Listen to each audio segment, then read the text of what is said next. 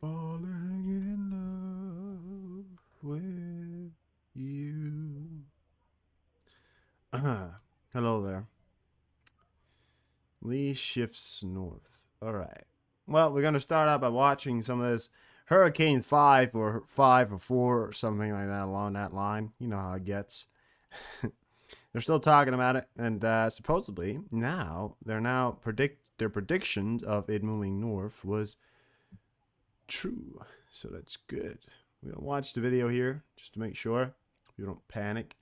I'm gonna get the my thing up here. Wait for people to get in.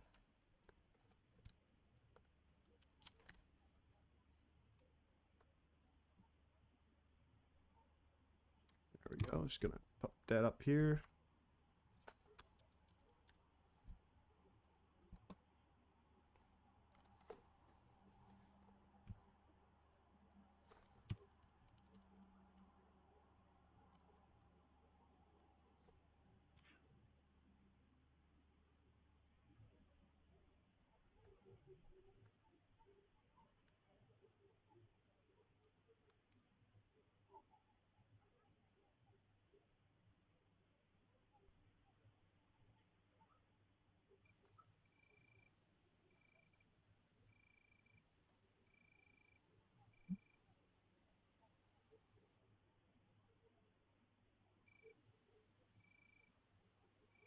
One second.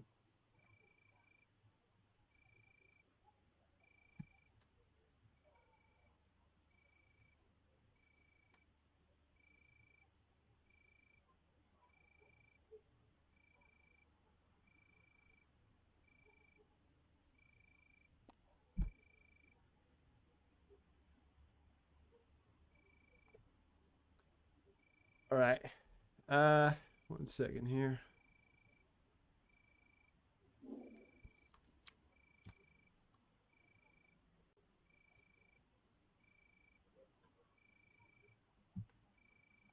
Just gonna add a thing to my description, because that is what I am here for.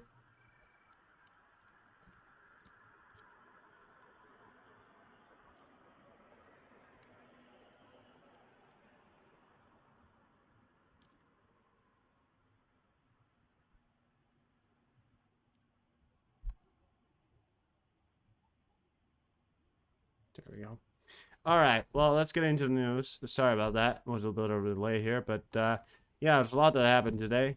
I think one of the notable things that happened today was the U.S. will send Ukraine another 190 Abrams. So you know these are the Abrams. These are the pictures of how they look right here. Obviously, it's not. I don't know if it's these ones, but this is vehicles that are going to be sent to Ukraine, 190 of them.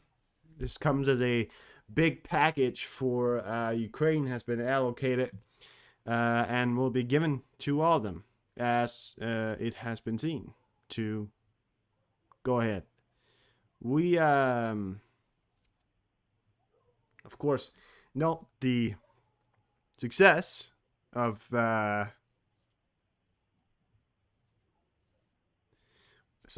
we of course note the success of the aid packages that have recently come into Ukraine, as they are coming in at a rapid rate. They are doing their best and supposedly are actually doing great. So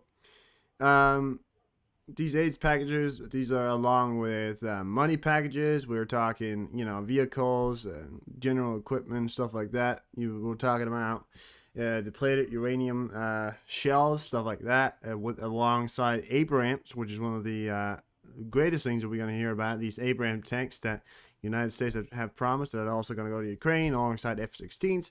So things are going smoothly. I'd say things are going pretty smoothly. Now, the other news here, but we will watch this as we go along. I just want to give you an update here on the Hurricane Lee, a possible Hurricane 5, Category 5, coming in over or near the coast here of America. Now, we have another update from the guy we watched yesterday, so I think I'm going to swing off this great stream here with watching this guy. Turn on the sound, of course. And, yeah, so we can get that going. 11 meteorologist Tim Pandages here with your tropical update. We're talking about Lee. That is now a Category 2 hurricane, and it is forecast to become a Category 5 monster. So they've now forecasted it to be at a Category 5. Yesterday, it was categorized at being a Category 4. It is rapidly moving up.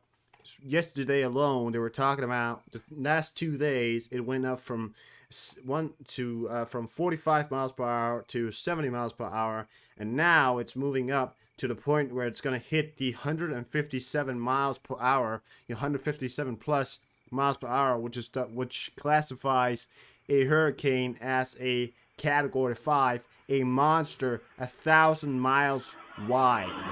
It is not a joke here, and it is getting pretty serious, and that's why I want to give you this.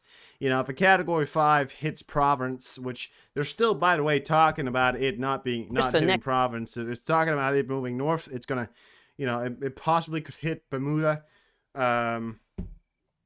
Strong winds. It's a whole thing, so it's a monster. Next 36 hours. So rapid intensification is underway. I know you've been hearing that term a lot, and we're going to go through exactly what that means.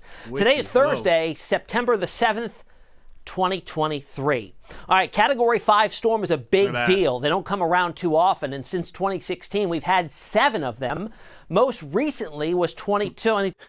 They don't come around that often. Since 2016, we have had 7 of them.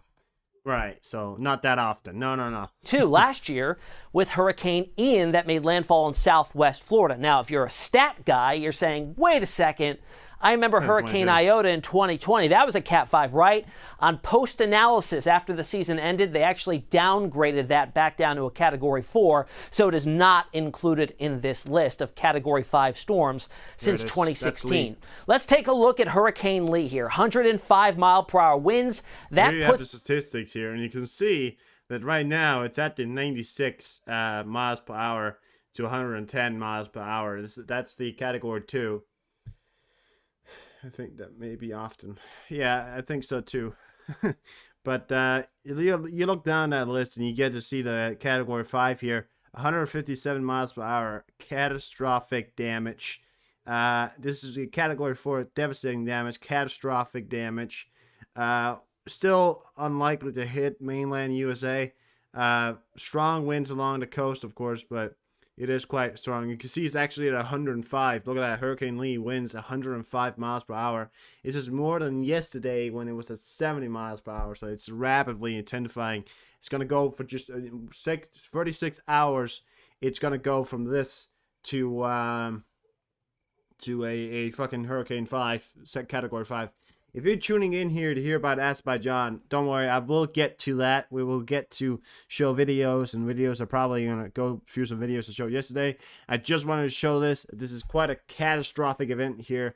Not that it hasn't happened before, but it's not, the most common thing. It happened before. It has happened last year, but this is it's quite a serious thing here, so that's why I wanted to report on it. Puts it at a higher end Category 2. It's a big jump from when we spoke yesterday when it was just a tropical storm with 70 mile per hour winds. It has intensified, and for all intents and purposes, it's done it. So it says right there, moving west-northwest at 50 miles per hour. Rapidly, and will continue to do so. This is a look at infrared satellite imagery. I love showing this because this gives us a great perspective of intensification as it's happening in real time. This is the temperature of the cloud tops. Colder the cloud tops, the more intense the thunderstorm activity is. The coldest cloud tops are indicated by the white shades here, and at times, closer to that center, that eye that's warming and clearing, is even colder cloud tops. That's what we call vortical hot towers.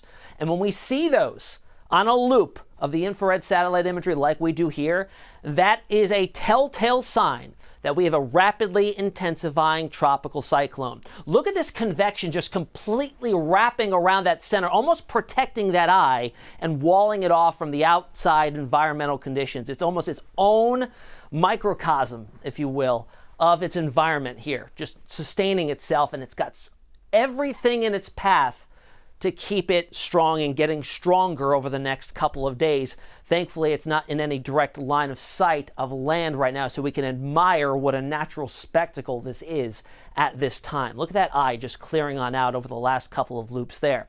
On visible satellite, this is just textbook for what a hurricane looks like in the Atlantic Basin. Yeah. We've got inflow at the base, at the surface, and outflow aloft. You can see the cirrus, the outflows fanning out north and south. We've got inflow channels, moisture feed north and south as well, and it's very symmetrical. That tells us there's no wind shear being imparted on it, tilting it. It's standing up straight, got good posture, and it's ventilating properly. This engine is breathing well, and it's going to continue to be that way as it heads off to the west-northwest. A closer look here. It's so vertically stacked that looking from the satellites, and eventually as hurricane hunters get into this and fly through that eye, it's going to be something called the stadium effect, where you've got such intense convection thunderstorm activity around that center, walling off that eye, that down in the center of that eye, you can look straight down and see the ocean. You can see it there on the satellite imagery, clearing on out there. And eventually we're going to have some micro swirls in there too. Microscale swirls, which just is a signal of a very intense tropical system. All right, here's the official track from the National Hurricane Center. Forecasting explicitly a Category 5 hurricane here by as early as Friday evening at 7 p.m. That's when we peak at 160 mile per hour winds, still maintained as a Cat 5 in early Saturday morning. And even though it slightly weakens, it is still a monster at this point in time by Tuesday morning when it's due north. Yeah, at 140 miles per hour, it's not a Category 5, but it's 17 miles, per hour away from being a fucking Category 5. And look at the scale of it as well. That's Puerto Rico at a Category 4, 140 mile per hour winds. Now, what could lead to this weakening a little bit? When you get very intense tropical systems, they undergo something called eye wall replacement cycles, and that's when the storm gets so strong that the eye collapses in and of itself, and then it moves through a period of some plateau of intensity or even weakening, and then a larger eye builds on in, and then we undergo more intensification. So that could lead to a little bit of weakening here. I want to point out that, looking at this, you're probably thinking right now, oh, shit's going to go towards Miami or, in Florida.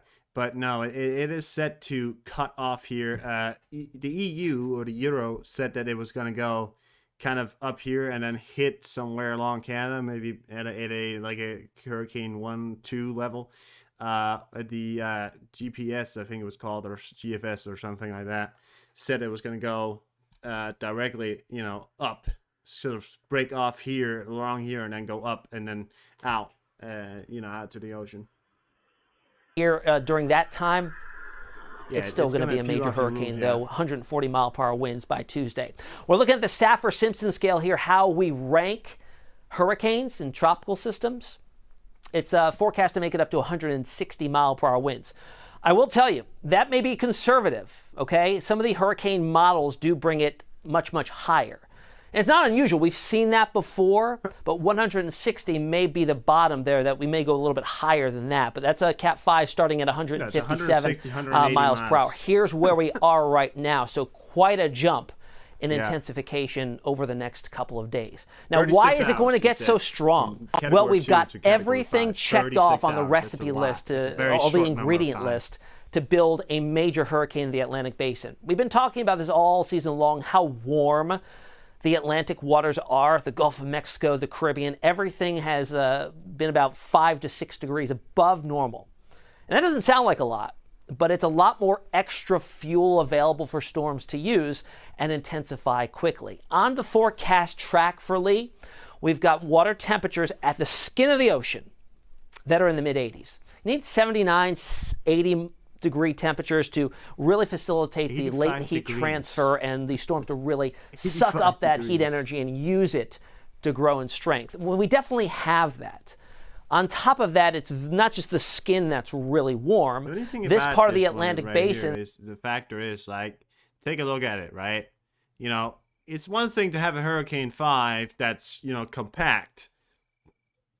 Like this, right? Like, this is when it's gonna, this is the area where it's hitting 5, right? But check this out. I mean, this is category 4 when it hits here. But just, you know, imagine in your mind what a category 4 / close to 5, you know, looks like 1,000 miles wide.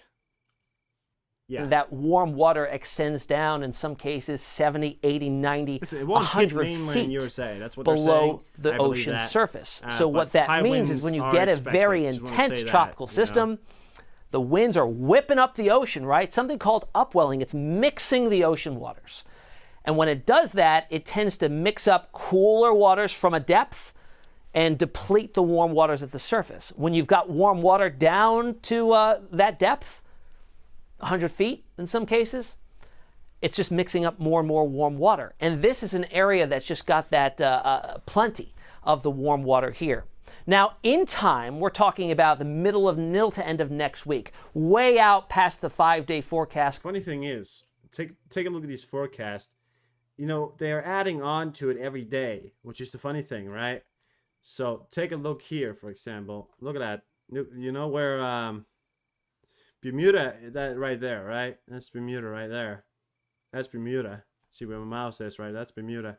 Now, check these out, for example. So check that one out. If it goes this route, you know, either it would have to really sharply turn, you know, before it would then, you know, turn away, which is still possible, but then it would definitely affect areas around here in Norfolk, New York, not in Washington, you know. And if it goes straight, which is this one is forecasting, it's going directly over Caribbean islands there.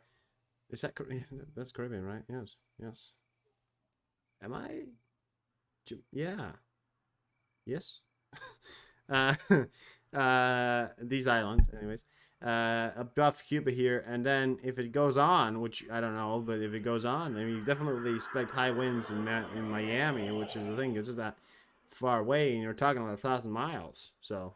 Cone from the National Hurricane Center, and the forecast. Well, let's hope, you know, because this one, if it does this one right here, you know, that's the possibly the best one, as it would then go off and just go off, right? And all of these ones right here is also predicting some of the same one, and these are very likely, you know. That's just to point out that there is still this microscopic chance of it going, you know, in a direction you don't want it to go to, because predicting these things and predicting exactly how these things go on, you know, it's something that we've gotten very good at.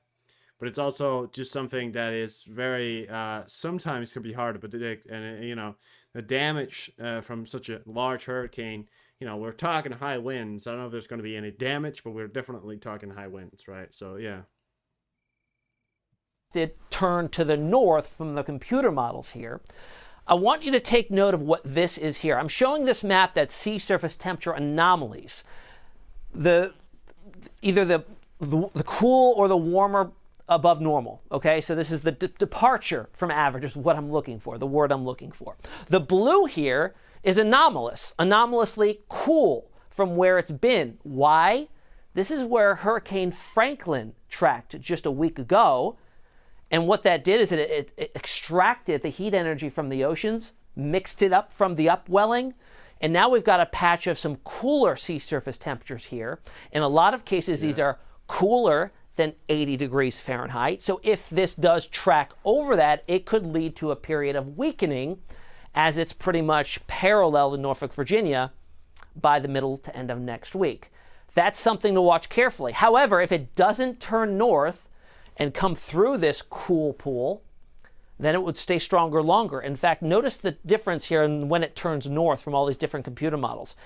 It's going to depend on the timing here. We're certainly going to have to watch that. I want to go back to the forecast cone and point something out here that I think may stand out to some of you, but if not, I'm going to show you what I'm talking about here. Take a look at from Sunday at 7 a.m. Here we are. and we go back 24 hours to Saturday, 7 a.m. here, that is not a lot of real estate covered by Lee in 24 hours. This is about 220 miles from these 2 points. That would put its forward speed slowing to under 10 miles per hour. If it does slow down to that speed, that would throw off the whole steering potential of where it may go in the future. I'm going to show you what I mean here.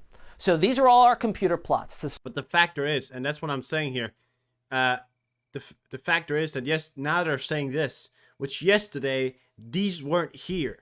These weren't here yesterday. They were not there on the computer model that they made yesterday. You know, all these factors coming into play that can decide the fate of something like this. But I just want to point out something here. Now, it's still going to go over mainland. You know? No, not mainland, but it's going to possibly hit Canada.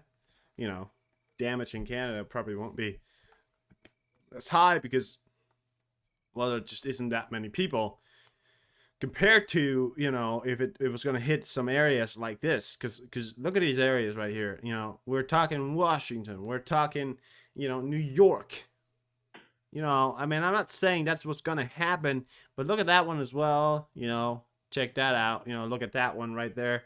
Check out all of these, you know. So it's still very spaghetti plots, right? You know. Each line is a different computer model.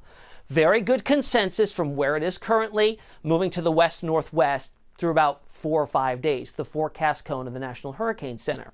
Once we get out to north of Puerto Rico, really northwest of Puerto Rico, notice that we get a divergence here of the forecast plots. They start to spread out a little bit more, and they all do take a turn to the north, but when exactly that happens has to do on that forward speed, okay? And it's going to have to do with what's going on in the steering, all the players on the field. So what's going to be out there at that point in time as we get into early next week is a subtropical ridge to the north. That's what's been steering Lee off to the west for now. It can't lift north because it's got a bubble of high pressure that's preventing that movement to the north. But as we go into the middle of next week, that ridge is forecast to weaken a little bit.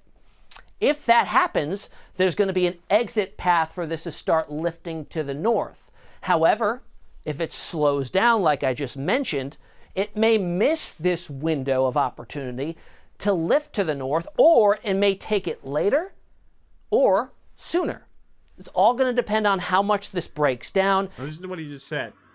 If that doesn't hit, if it doesn't help, if that current, you know, wind, we're relying on wind here to work. DV, hello, how are you? We're relying on wind to work. He says if it doesn't take that north turn, you know, forecations, right? Puerto Rico. If it does take that, you know, turn, everything is going to go to plan. If it takes the turn, if that thing, you know, this wind area is just a tiny bit, you know, more screwed of it's just a tiny, you know, it's so, you know. And when it does in fact take that turn to the north. Now, if it takes it a little bit later, it tracks a little bit farther to the west, it'll eventually run into a dip in the jet stream, a trough developing over the southeastern portions of the United States. That's good. That should keep it well offshore of the eastern seaboard. However, recent model trends do show this not being as strong and not as progressive, meaning it might not make it all the way to the southeast coast, preventing impacts on the eastern seaboard. I'm not saying it'll happen. It's saying something that we need to watch carefully as we go out in time. And when that turn north happens, will determine what impacts, if any, are seen on the eastern seaboard. Let's talk about global models now. Here's the GF. Look at that. You know, no matter what, this thing is so massive. Boston, Halifax, St. John's, you know, I mean, impacts, you know, so you're certainly not going to be in the middle. You know, you're not here, but you're here. Yeah, no. You look here, but Halifax, you know, it's pretty much within, you know. FS, the American model, playing it out through next weekend, okay? So there's a lot of time to watch this. It's going to be with us for quite some time. By next weekend, this thing is all the way up to the north, impacting Atlantic Canada still as a major system here with a massive wind field. As storms gain latitude, they also spread out their wind field. Here's a look at the European model. Notice the differences. GFS is farther east. Look at Halifax. European is farther to the west, and that would mean possibility of impacts to New England. New England. And then eventually Nova Maine, Scotia and Atlantic Canada as well. Now, even though the Lesser Antilles will miss this one, direct impacts at least, there still is the possibility of the northern Leeward Islands seeing some impacts from some gusty winds. The possibility of tropical storm force winds, the probability of those is low, but it's there, 20 to 30% chance, as the biggest chunk of Lee is well to the north. Yeah. Now, even if Lee stays well off the eastern seaboard, which is what we don't want impacts to the east coast, there still will be indirect impacts in terms of wave heights, coastal erosion, and rip current risk for quite a while. Here we are by next Friday. This is forecast wave heights. And look at some of these waves. You see these yellows and oranges? That's 25 to 30-foot waves offshore. Some of those propagating all the way to the west and impacting the eastern seaboard. So keep that in mind. Wave heights, swimming conditions will not be good as that races on off towards the north. All right, let's talk about rapid intensification now. You're going to hear it all over the place as this continues to intensify. 43 miles. And what the actual definition is from the National Hurricane Center is an increase in a storm's max sustained winds of 30 knots, like 34, 35 miles per hour in a period of time of 24 hours, one day.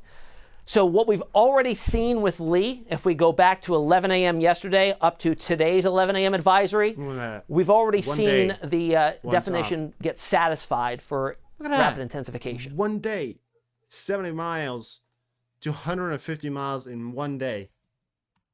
Went from 70 miles per hour to 105 miles per hour, an increase of 35 miles per hour in max sustained winds in 24 hours. We're not done intensifying, though. Look at the upward trajectory here to Friday afternoon.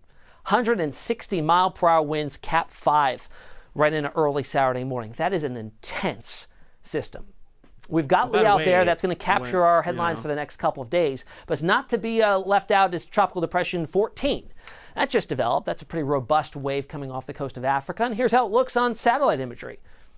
Looks pretty good. It's got outflow coming in off the Cabo Verde Islands, but where's this going? Thankfully, it's going to stay way out at sea and recurve, but it will still likely get the name of Margot as it intensifies into the season's 5th hurricane. But notice that recurve to the north takes place well before it gets anywhere close to Bermuda. So that's some good news there, maxing out at 90 mile per hour Cat 1 by next week. All right, that's the latest. I know we went over a lot here. If you ever have any questions, feel free. Check out this guy. He's a great reporter. I really like him. Check out the channel here. We got a sub live on the fucking channel here. There we go. Another one. Good stuff. Good stuff. Good stuff. All right.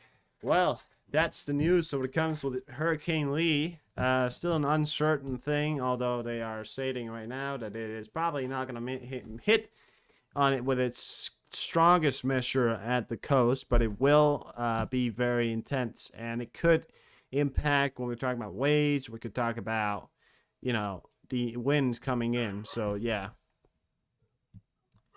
Now, let's get you some other stuff. Let's talk about this one. Oh, shit, my thing just fell out of my pocket. My AirPods fell out. Yeah, I'm that rich. I got AirPods. What up? What do you want to do, huh?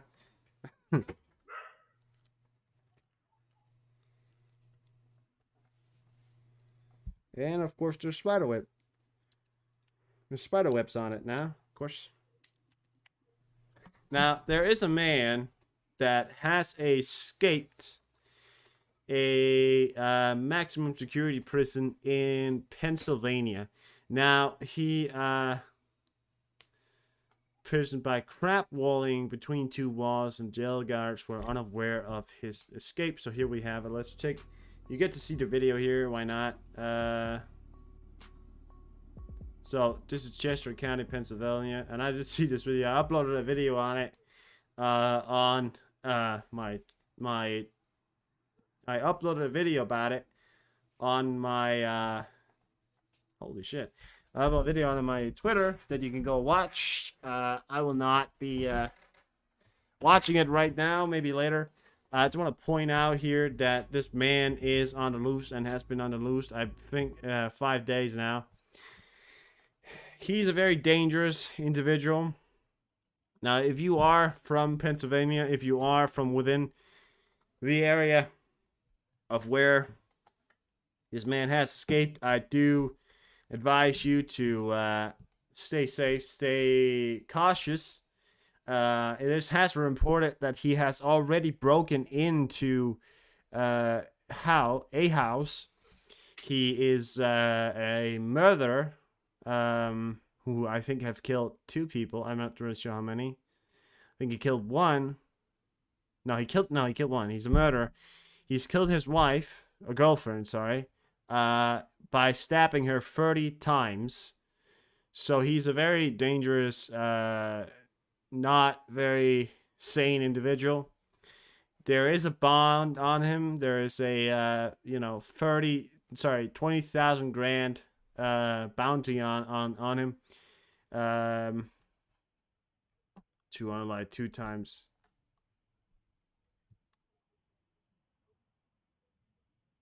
That's true. Oh yeah. So he he stabbed her 2 times to unalived stabbed it. I read 30 times. Yeah, I read 30 times, but 24 it doesn't really matter. Uh well, yeah, he made her kids watch. So he's a very dangerous, psychotic individual. I'm not aware if any of you do live in that area. I just want to mention it. I just want to say that you should not pursue the individual. The money, of course, is great, but I would not pursue if you do not have any former training or if you have no means of protecting yourself. I would not pursue the individual, and I would. If you do see anything, make sure that you do call it in, but do not call it in while he can see you. Get away from him. Get to a safe place, and then you call it in. Let the professionals, let the police handle it. So, yeah, they also have 2 Blackhawks looking for him. And do not engage the individual. And, yeah, stay safe. So that's my message for it. I just want to say that. $20,000 is a lot of money, but life is worth more, is my message for that. Now, reporting on more shit fucking weather around the world, it has been raining quite a bit in Hong Kong, and it's only a little bit. There's not that much rain in Hong Kong at the moment. It's only a tiny bit of rain, so it's a breezy Sunday. What appears to be just a tiny bit of rain here. It is a lot of rain going on here in Hong Kong, and it is beyond imaginable right now. This comes as China and Hong Kong, China, of course, having, experienced record high flooding and winds and flooding. It also does lie near the Bermuda Triangle, which is a, famous place for its high winds and hurricanes and unnatural weather. So it has been impacted, and yeah, sprinklers. Yes. There's been reports of attack in Russia. Surprise, surprise. Now, another thing I want to talk to you about. I'll talk about this one thing, and we'll get to Azerbaijan. Sorry, I know you want to get to that, and we're gonna get to it. But Mayor Tudu Cernaki has asked the Romanian authorities to consider evacuating the residency of village of Palaru, which is just 300 meters away from the Ukrainian port of Danube River in the city of Ismail. Ismaili is being hit by Russian drones almost every day at the moment, and the dangerous thing about this, and you got to look at the map here. So this is Ismail. This is Romania right here, and you get to see just how close, these areas are. And of course, we've already had one incident here just recently, 2 days ago, 3 days ago, doesn't matter.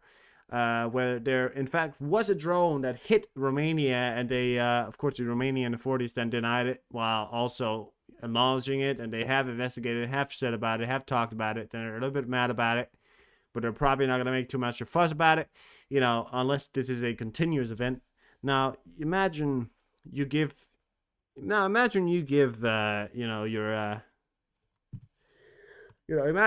that you gave a bunch of newly born soldiers a gun, and they've never shot a gun before. They've never done anything like that before, and you didn't give them a gun and told them to, well, hit a target and the size of a rice, tiny bit of rice corn, right? It's not gonna happen. Well, it's not. Chances are that it's not gonna happen. They're not gonna hit, and they may miss. And what happens when they miss? It hits something else. What else is that? That's Romania.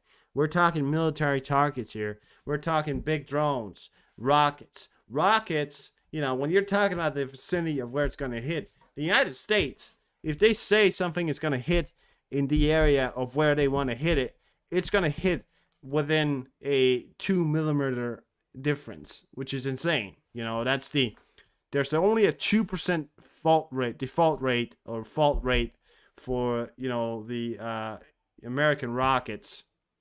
That's as high as they allow you to have the rocket's fail rate being at. Now, the Russia doesn't really care. Their rocket's at a 60%, even higher sometimes, which means that not only do they not work sometimes, but the navigation systems, the systems that are used to fire it off, they fail sometimes. And what happens? It hits Romania.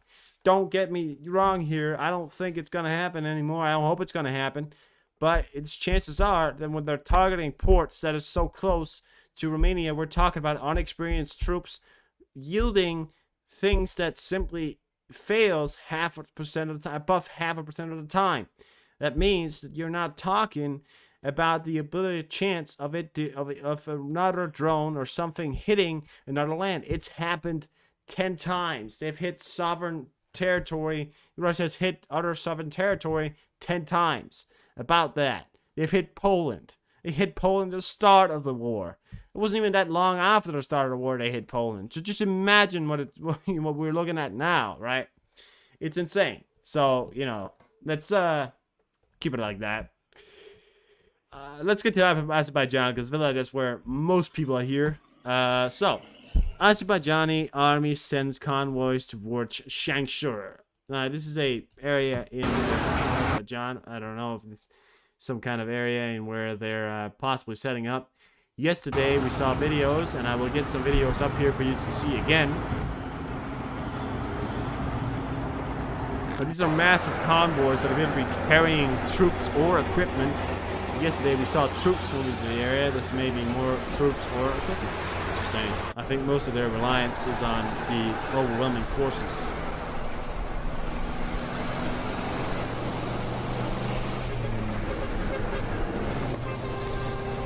Check this out. This is quite a big convoy they got moving here throughout, and there's more videos like this, and we'll get that up here as we're going on.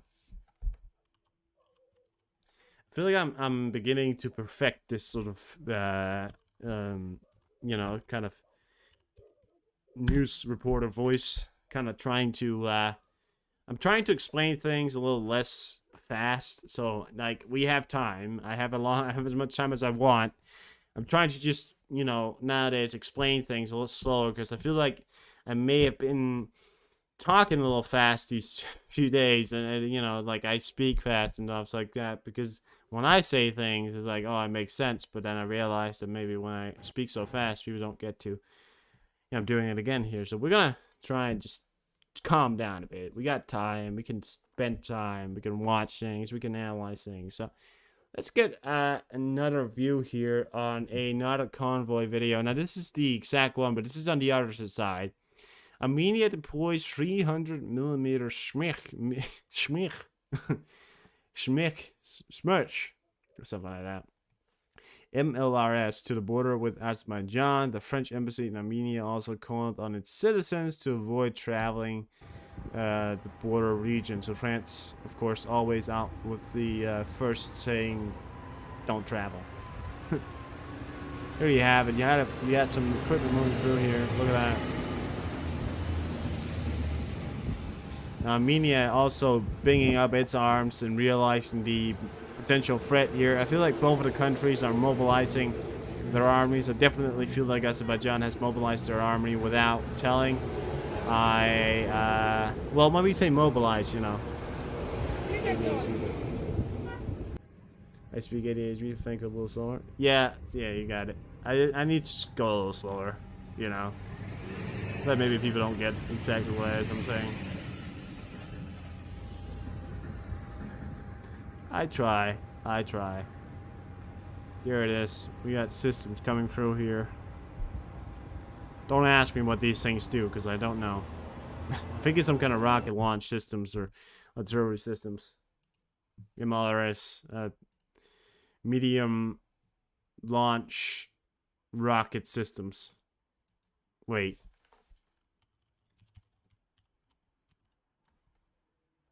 Oh, multiple launch rocket systems. I was one off.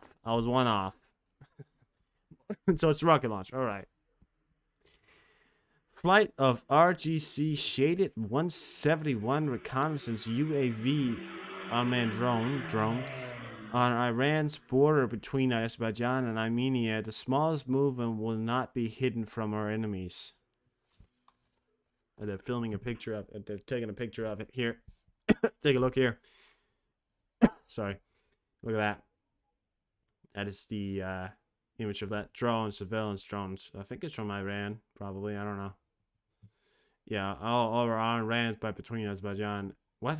Oh, no, I see. Right, yeah. I look confused there, but I get it. These are the latest of ones. Saw a chopper on camera? You did? Which one? You took a picture of it, DV? Because if you did, send me it. I want to see. I don't know. I'm sorry. I was looking over here for a second. I didn't really see. All right. Well, I think we're gonna get you what we have. These videos here. Of course, what the situation at the moment is just the fact that they're very, it's very tense. They're moving up their equipment, and when you got two countries moving up equipment along the side of each other, it won't be long before one of them say, screw this, I'll fire. And when that does happen, it is hard to understand the situation, but we understand that there probably is going to be some sort of scale of a war here. I don't know, but yeah. You will send? All right. Thank you. All right. Let's get you guys, because I feel like Flash News, he's just uploaded one for the 7th.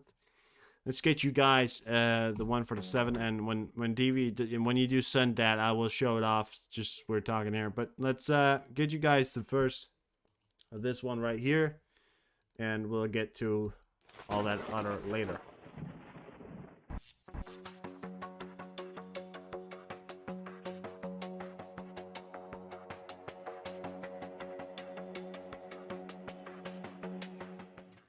Ми визначили своє, і ми дотримуємось нашого плану йти поряд з Україною. І президент Байден попросив мене приїхати сюди, щоб підтримати і надати додаткову підтримку, щоб підтвердити, запевнити, що ми надаємо, що ми відповідаємо як і на нагальні потреби контрнаступу, а також ми плануємо і надаємо допомогу на майбутнє.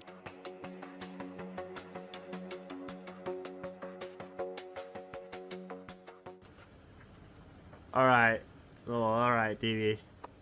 Oh yeah, choppers. They're flying anyways. Probably doesn't matter. Doesn't have to be military, Our support has helped to enable the Ukrainians the importance of our support and also our ability and willingness to continue the support, because this is heavy fighting, difficult fighting, but they have been able to breach the defensive lines of the Russian forces, and they are moving forward. Yes, yes.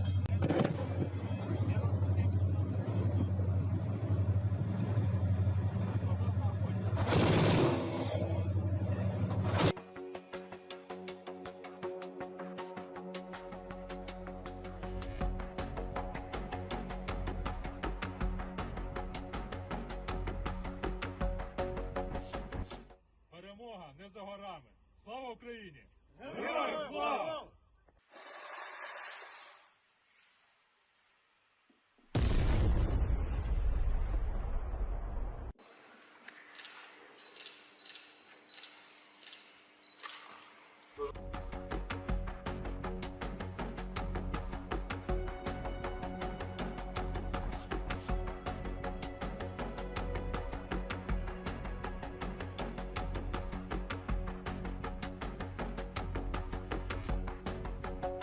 В эту посадку.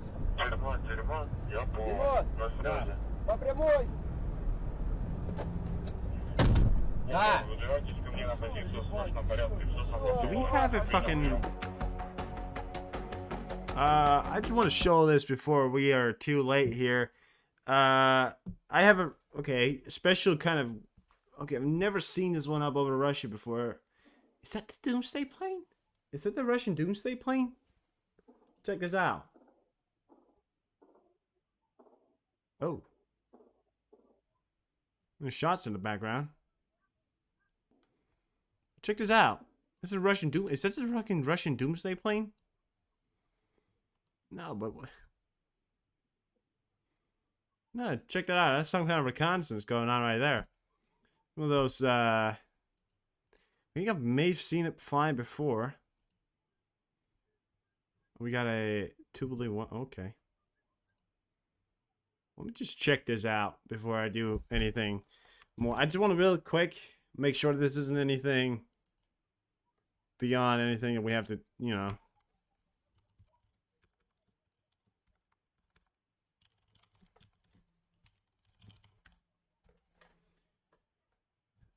Heavily modified from the Illustrated A86, the 80 also referred to as the L86 VPK, yeah, that's the one, VKP, is meant to be used as an airborne command center for Russian officials, including the president, in the event of a nuclear war. What?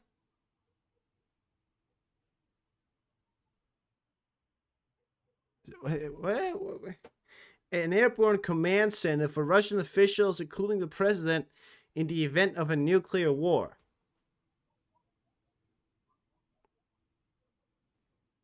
Okay. Well, no, great. You know. Awesome. Thanks. Got a picture of this. Wow. You guys are hearing me, right? I love it when stuff like this happens, because it just reminds me just how... I mean, listen, hey, I'm not sitting here saying this is, you know, everything, you know, now everything is on beyond and we're fucked and all that stuff. Listen, that's not what I'm saying. What I'm saying is this is it's quite special because Russia doesn't usually fly these planes. Russia doesn't fly these reconnaissance aircraft. The Americans, you know, they fly reconnaissance. They have river joints up all the time. Phoenix. Sometimes, you know, but they have doomsday planes. They have all the kinds of reconnaissance ensuring their safety, you know, above. Now, we usually don't even see the Russian reconnaissance plane because they don't really use them as much because they don't really have that much. They don't have these, they don't have E6, they don't have river joints, they don't have all these reconnaissance aircraft. But this one right here, I mean, this is not me making it up. I get you. This is what it says. You know, modified an airborne command center for Russian officials, including the president. There it is. There it is, right there, with a fighter jet escort, in the event of a nuclear war. Now, why I don't see why they would use it to transport a president. I don't know why it's flying. I have no idea why it's flying. I feel like if it was anything, that would, it would go over here if it was, because it would head into mainland Russia, I feel like. But I think I am aware of a pretty deep bunker that also exists up here. I don't know if that's true or not. Am I wrong about that? I think I'm aware of a bunker that exists pretty far up into the north here. Yeah, but it's flying right there. I mean, this is pretty special. This is a special flight that I don't see up very often. Other than that, and we'll get back to the flash news here. I just need to read to make sure what the fuck's going on here. But we have a what's that? Kyrgyzstan. Oh, okay. We have a guess what, guys? Guess what's taken off from China?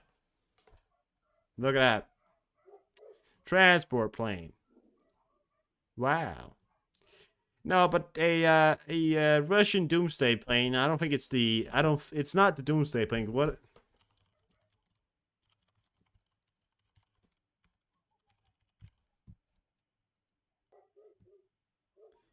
No, it's not the doomsday plane. Well, actually,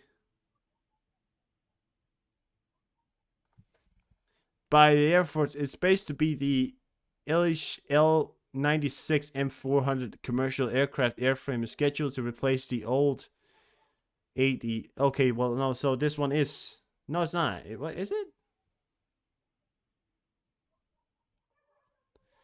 It's going up here. Somewhere up along here, the Finnish border up belongs to Murmansk. So up here, I've seen sort of planes like this landing before. We once had like a whole squadron of not these planes, but some other planes that looked a little bit similar. Some had like they had it back here. They had like a smaller command center. They were flying up over here. So I don't know what the hell's going on up there, but this is just in right here. I'm gonna keep an eye on this plane right here, guys. We're gonna get back on the news here with Flash. Sorry, I'm gonna move that one out of the way before we get back. All right, so let's get on with Flash news here, so you guys don't miss out on that. I hope you all remember what was going on. If you do not, go back a bit, and yeah. So there you go.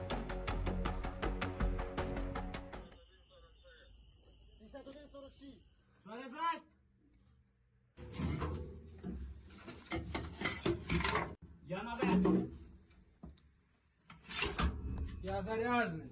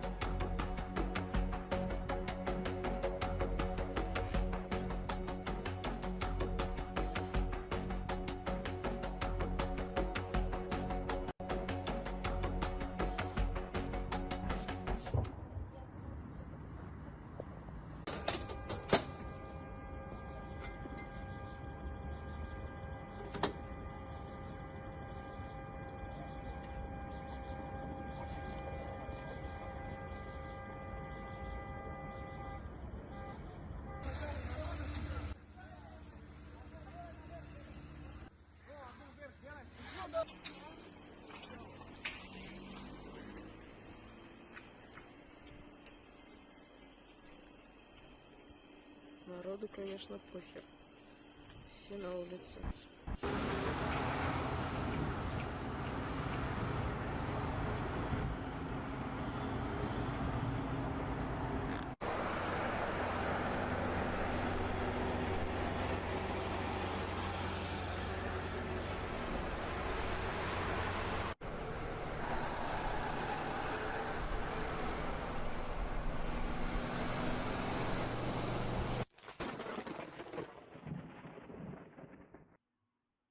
Alrighty then. I think the most pressing news we have right now is this plane flying up here. We're gonna keep a track on that. Make sure that doesn't go anywhere.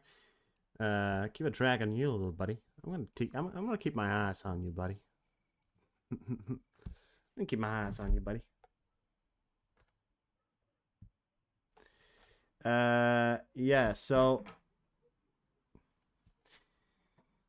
one other thing here that I want to point out that we have going on here is people are, of course, now in the discussion center of is the so-called depleted uranium shells going to cause any radioactive risk? And my answer to it is no.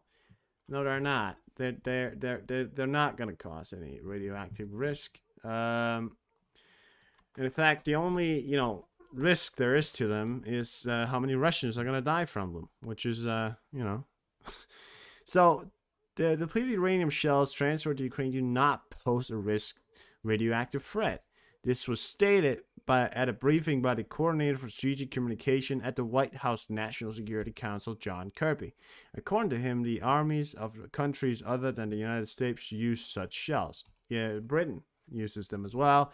Many people use them, and they have not yet been known to cause any sort of radioactive damage. Now, of course, I understand the, people being a bit worried about it, but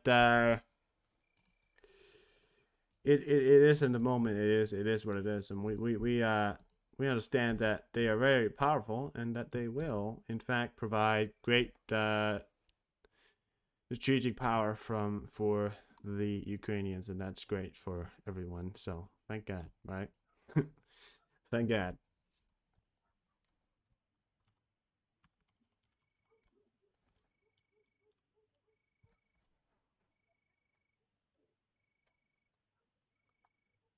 Pack it up, boys. Pack it up. Mr. John Kirby, are you sure that this will not cause any damage to any of us while we're packaging this and shipping it out of state?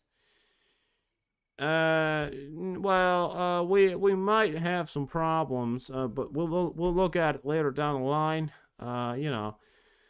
You may have some serious health issues later down the line, but that's not a pre-issue for us right now. It is not what's going to happen, and it is not what is happening. Trust me.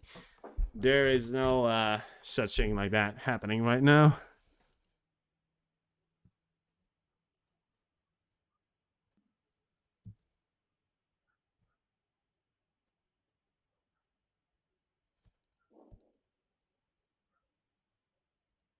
Let's check out ADHB if we got anything shocking for me. What can I report on Azerbaijan? They're on a fucking war footing. The else I can report is that they're either, if they figure it out diplomatically, which I think that ship sailed a long time ago. I'm not really sure if to avoid anything here, or if this is just a show of strength, and then eventually they're gonna go home and drink tea. I don't know. I really don't know. I mean, we have some of the Western powers trying to step in. Yeah, Armenia is also set to hold drills with the U.S. I think Armenia have any official deals with the U.S. When it comes to protection, but we'll look into the situation. We're reporting on the other stuff there as well, so pretty ominous at the moment. It is tracked actually, so no. Oh yeah, it is. Russia. No, continue. We have some commercial planes following up along that plane there as well.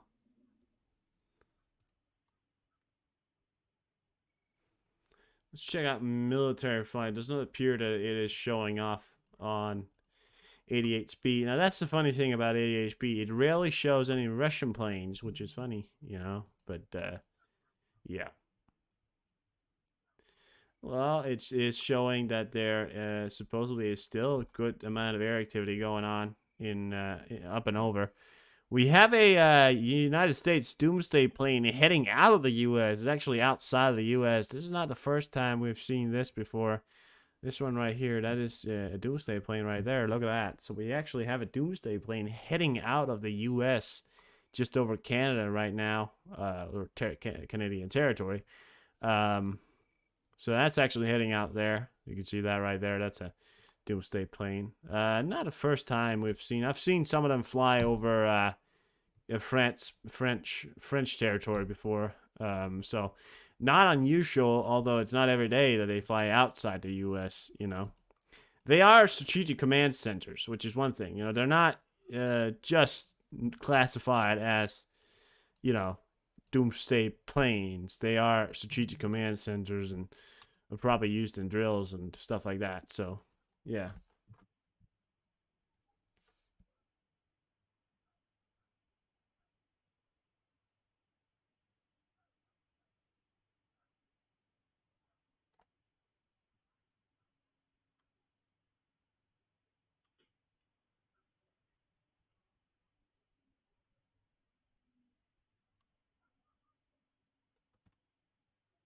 So, not unusual. E3s, tankers, P8s. Yeah, P8s going up. Unusual activity? No, not at the moment. P3, sublocator, P8, sub hunter, Asiatic. No, we got some, what we got over here? Oh, hello. That is funny right there. We have 2757-200 heading out of Japan right now. That appears to be something of a VIP transfer. I don't know. I don't know whether I have no idea who was on board, but you know, we got to assume that there may be somebody on board. At least the pilot's on board. That's you know what I can confirm, guys. I can confirm that there is a pilot on board. That's as far as I think my knowledge can go on that. There's probably 2 pilots actually, so there's actually 4 pilots in total. I think that's where we can set the line of knowledge about what's going on.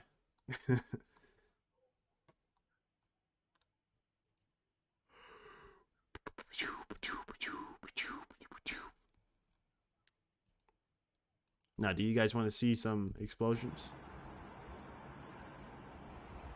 No.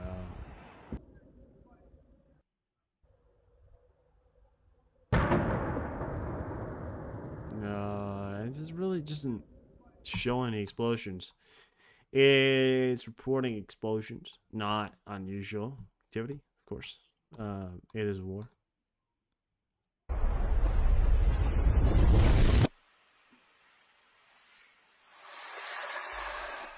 Доброго вечора, ми з України. The fuck?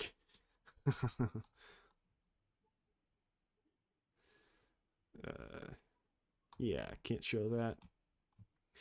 The only thing about, you know, YouTube is you really cannot show most explosions. Because they can carry human lives, and you're not allowed to show such things, and that's obviously understandable. You know, and yesterday I actually got a flag. I didn't get a flag on it. They just restricted my video to only 18 years old, which is, you know, true enough.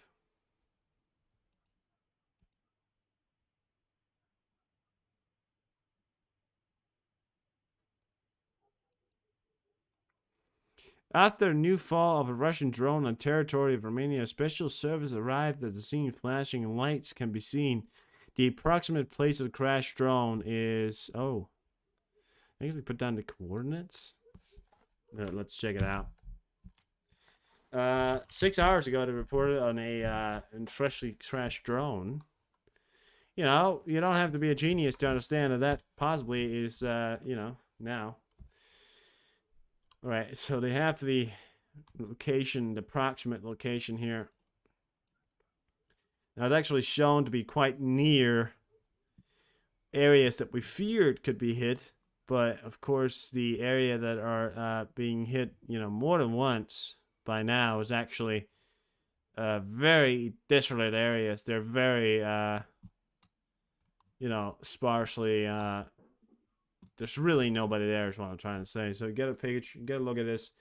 This is the approximate location of where the drone hit, or I don't know, the new drone.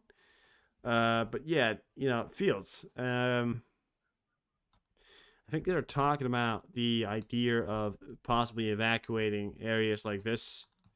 Seeing that, this right here was where the drone landed first, and now we have, areas over here in where it's so close now that it can be, quite a dangerous situation. You also have territories like this in where danger is presented as well. All along here really is danger presented.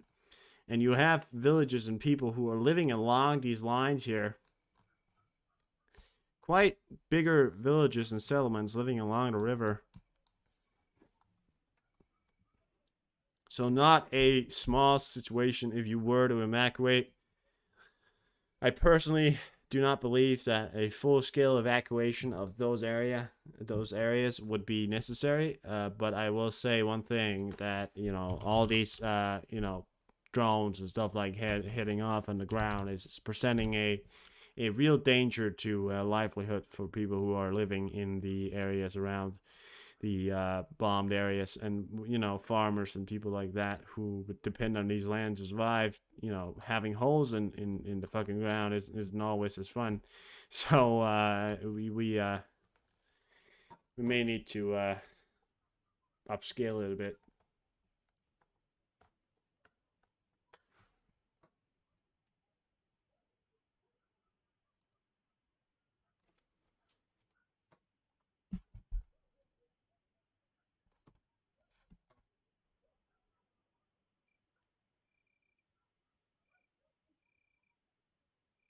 Holy shit, Denmark just won fucking 4-0 to San Marino. Suck it, San Marino.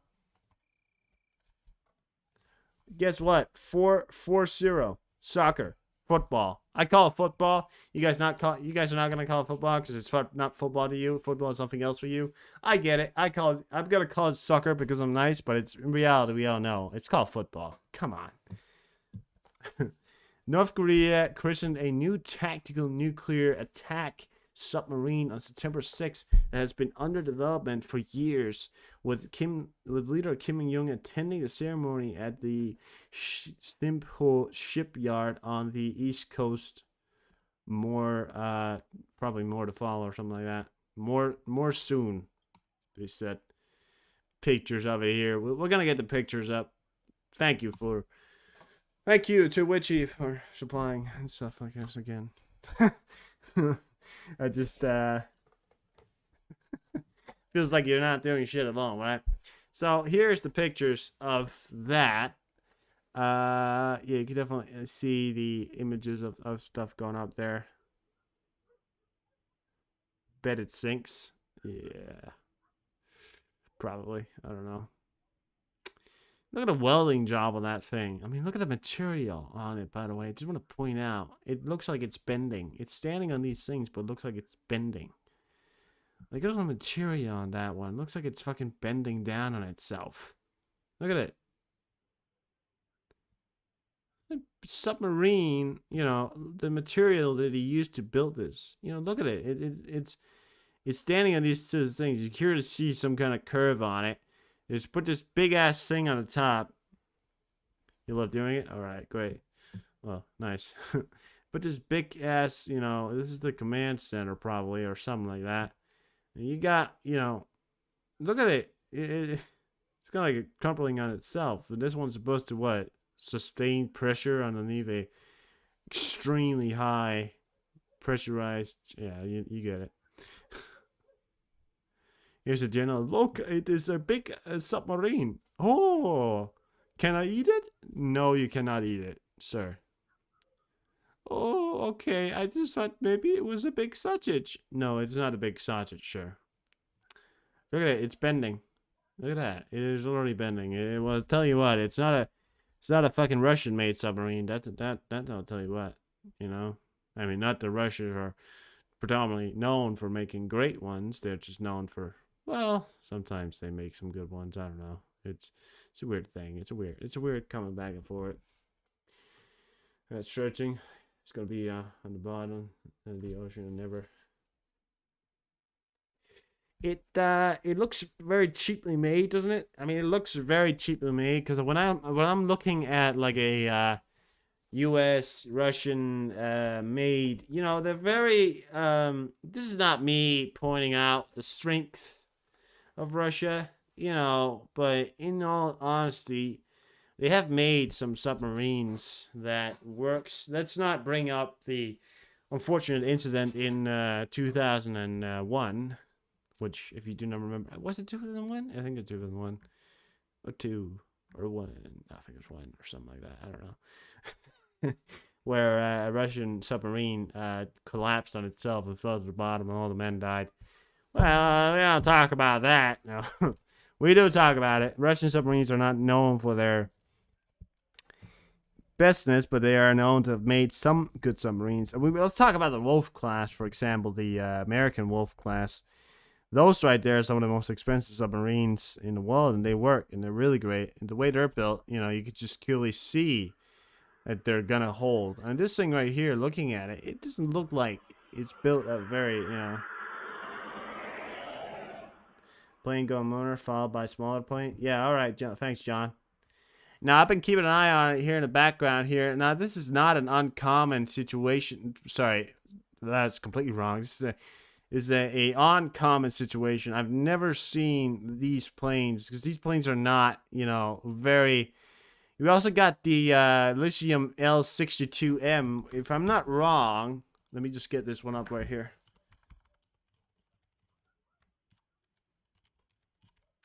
How you doing, John? Yeah, it's John. Yeah, it's John. So that was okay. So that's just all right. Plane behind it called Tupolev. Check the one on that. We got a bunch of air activity over Russia. It's not you. What is the? It's not usually Russian, regular passenger services. So there's not a lot of other of those smaller planes right there that doesn't seem to be some of those, special planes. Some of those other planes are transport planes. Some of the other one is called Ministry for Emergency Situations. There's one in China that's just a cargo plane, and another one I think is also no, that's not Russian. That's Iranian down from that just took off from Azerbaijan. So we have an Iranian plane that took off from Azerbaijan heading back. I wonder why. I wonder why that happened. And I don't want. I wonder. Of course, I wonder. Now, this is a sight to behold here. That some of the what the fuck? Jordan? Oh, we got. Now, some of the European planes here are turning off as transponder, not always a greater sign here. We don't want to see all of the European turning off their transponder, because that's a situation you definitely don't want to get into if they're not turning off everything. Kind of like the U.S. turning off all their transponder. That's when you really know it's not a great situation there. Never knew that they had. Nah, I mean, I've seen some similar ones that have like smaller antennas on it, which was used to, I read it in the report of it, there's some command centers, but this one has this one looks a little bit like the Doomsday plane.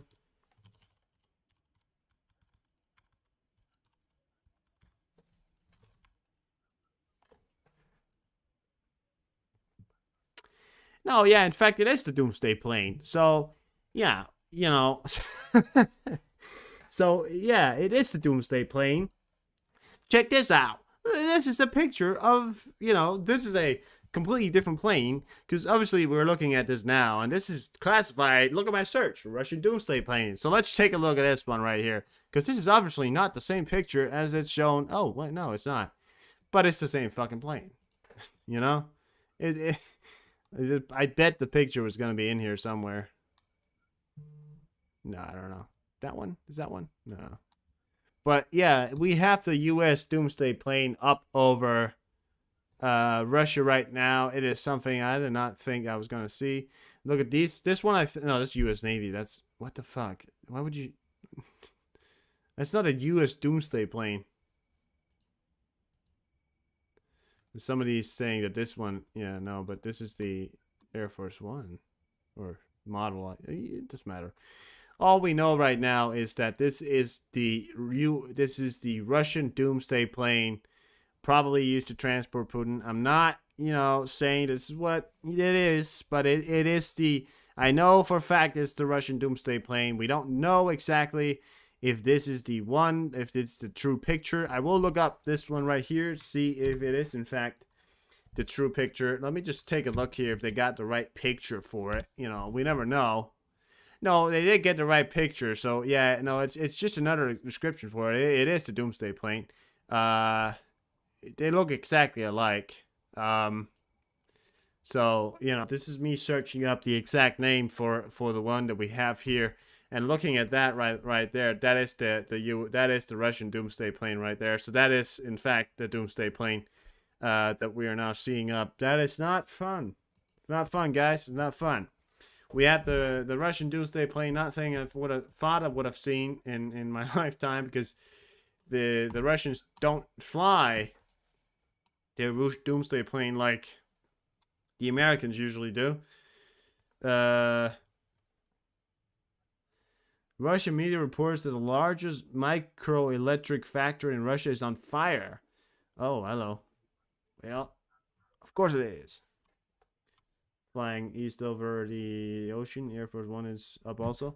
I've seen that, Spider. I've seen a Doomsday plane, U.S. Doomsday plane over France before. I'm not really sure what it's doing right now or why it's flying from America over the Atlantic. Right now, I'm not really sure why it's flying over the Atlantic, but it does appear to be doing that right now. So it is not great. So we're definitely seeing a situation that isn't the most fun. It is the Doomsday plane. I mean, I've got no idea here if the implications of what this is, why they're flying it. I'm aware if there is any Doomsday or if there's any bunkers in that area. I think I've heard of reports of there may being a very fortified bunker in that area. So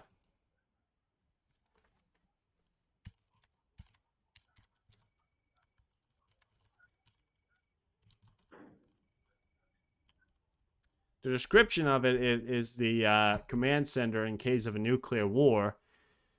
It's not fun to see a plane up. That only description of what it does is act as a command center for the Russian president in case of or officials in case of a nuclear war.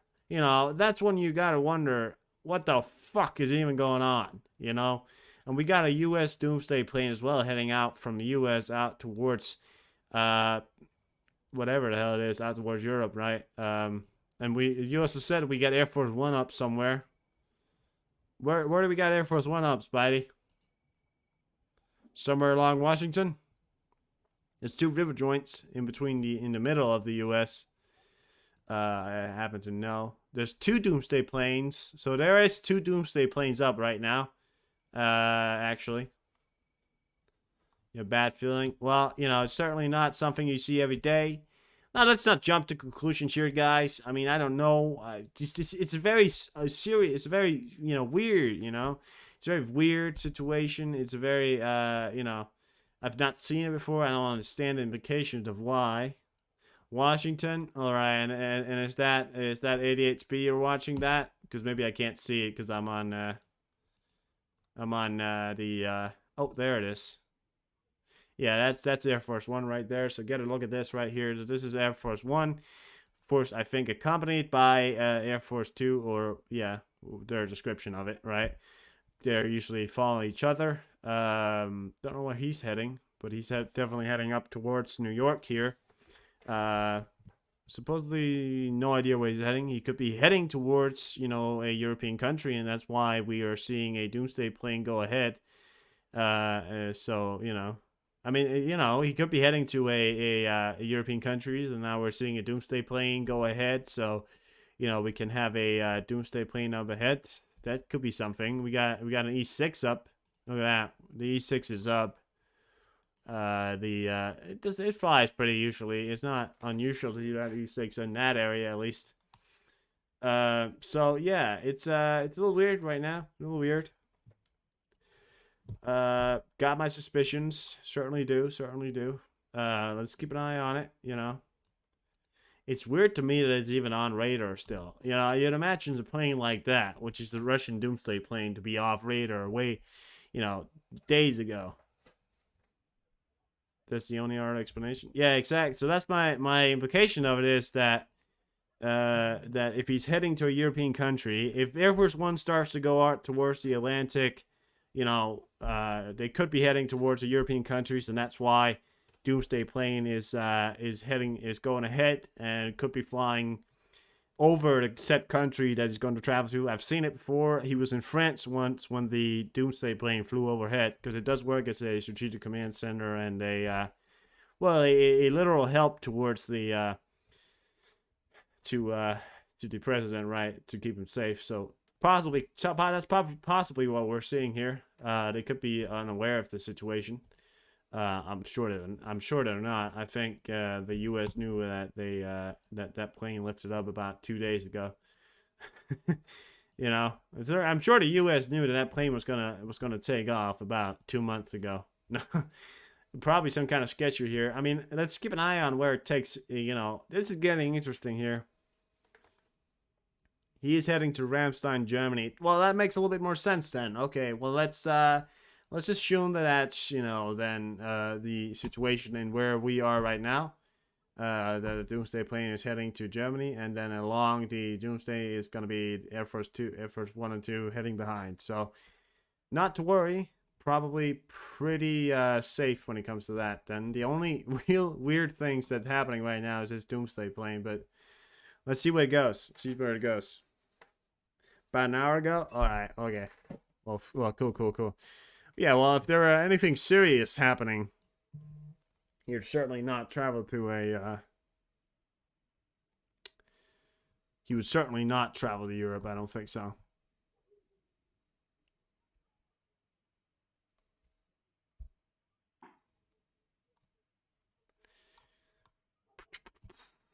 Earth updates. Earth, it is here. The end is now. You got these people who are like, look at this guy, right? Earth updates. Earth update. It is here. It is here. The end is now. All right. Yeah. Yeah. Well, it's gonna end. Yeah. No. Relax. Okay. Probably nothing. Was his famous last words. Probably nothing. Was a hint about him making a stop in Kyiv soon. Oh, okay. Well, a little round trip. Little round trip. Little round trip for the president. Little round trip. Little round trip for the president. All right. Okay, cool. Yeah, no. Can't find the end? All right. All right. He's definitely, Air Force One is definitely turning right now, heading out towards the Atlantic. So let's imagine that's what's going on here. I mean, if they start turning back, you know, that's when you gotta worry. Well, just a little bit. If he calls up a visit in Europe and then flies back, you gotta wonder, you know.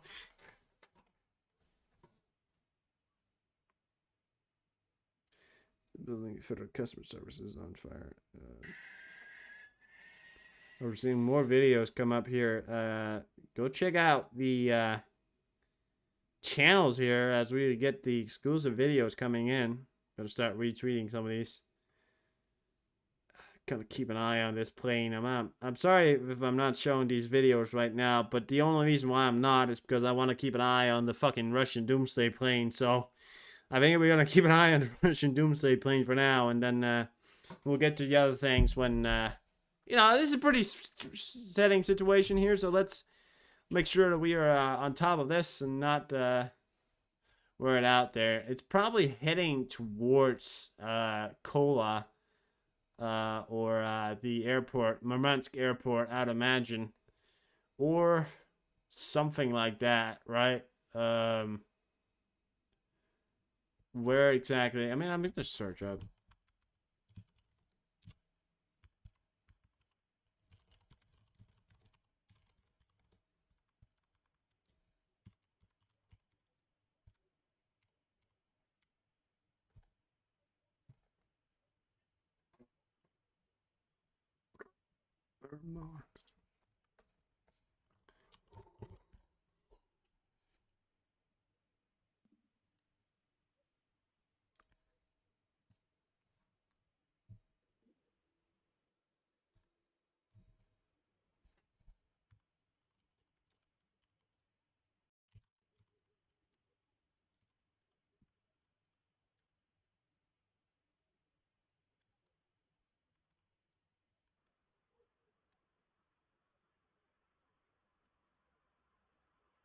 I'm pretty sure there's a bunker in Vermont, right? Am I wrong? Place the air raid with the flight radar, maybe? Oh yeah, probably a good idea. Yeah, let's get this one out here. Let's get the flight trader in here. This is pretty much a little bit more of a precision situation here. I think so. So let's get this one in here. Let's keep an eye on that for now. We're gonna keep the air raid over here. I'll let you know. All the thing that's on right now. There's been explosions in Kherson. Not unusual, something we've seen before, and desert region is still under air threat, so or air alert. So air raid alert. Air reto. We have a Polish Mil M8 or some shit. No. Damn it. My bad.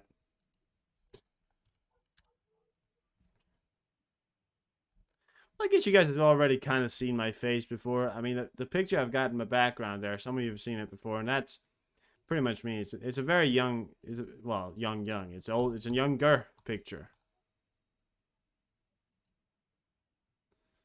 So you've seen it before. There we go. Let's get that in there. All right. Yeah, there you go. All right, just slide on in there. There we go. Yeah, let's keep an eye on this plane right here. There should be a big bunker in Murmansk, right? Yeah, that way you can all keep an eye on it.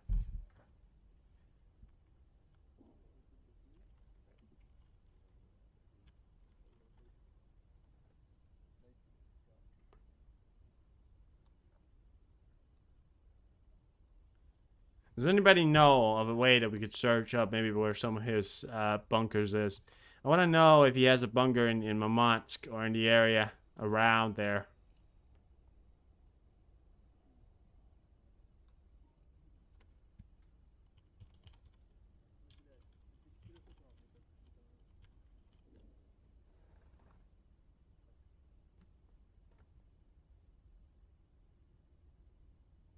There's the videos of that lake bunker in which he has. There's like a bunker something.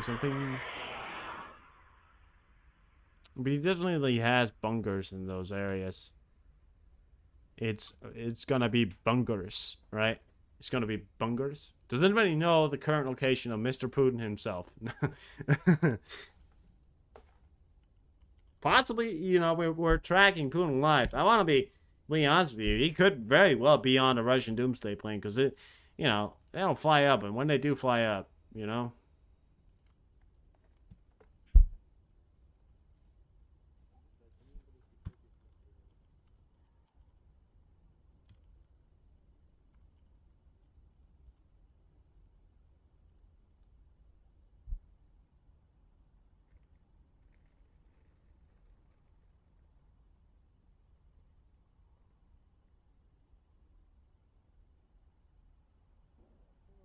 Flight from Moscow, Russian doomsday plane active.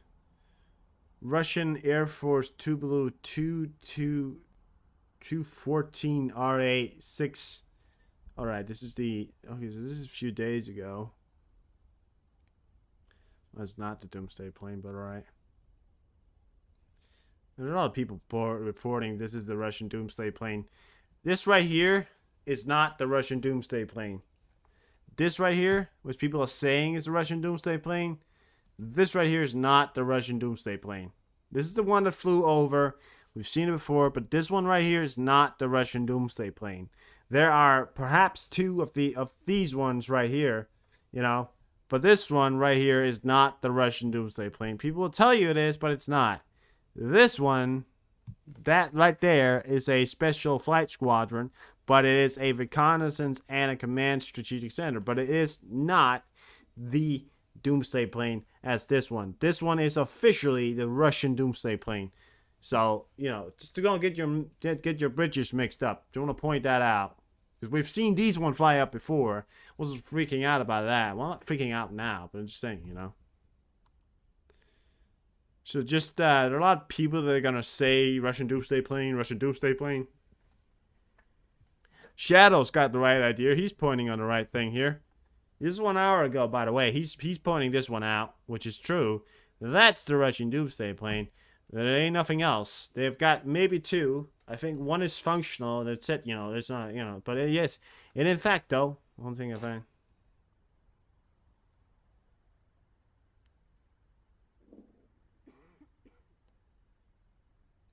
Is one on his palace? Yeah, I mean, listen, you know, I've heard reports of Russian Putin's bunkers, and, you know, he obviously has bunkers in areas. I think a likely area to put a bunker in is in an area like this. I'm not really sure why I think that, but I don't know. I think a Russian bunker would be most likely located within Russia, you know, deep within Russia, but, you know, he's got big balls for a tiny man. No, he doesn't, but, you know. You get it. You get it.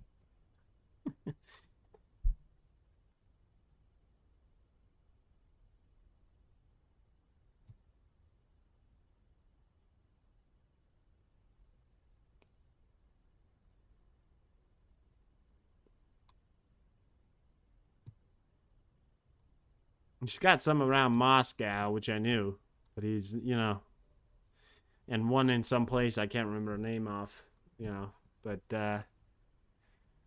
it's definitely descending now. Look at that. So pretty much, I think we're right when it comes to the fact that it's gonna land here in Murmansk Airport, but as far as we know right now.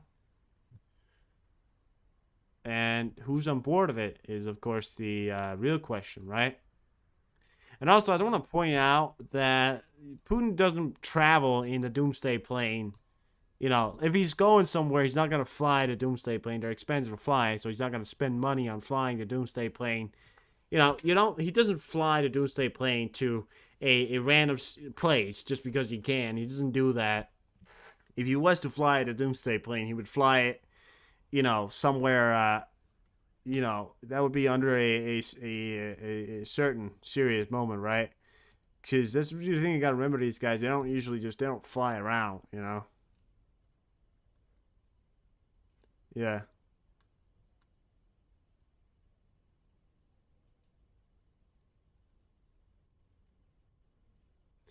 I mean, he'd prefer traveling in private jets or, you know, I mean, it's not the most. It's also an older plane, by the way, as well. They're saying no. The Moscow one is museum. Nothing to see here. So yeah, there is only what. I'm not reading that in Russian because I feel like it's a Russian person wrote it. One I would say.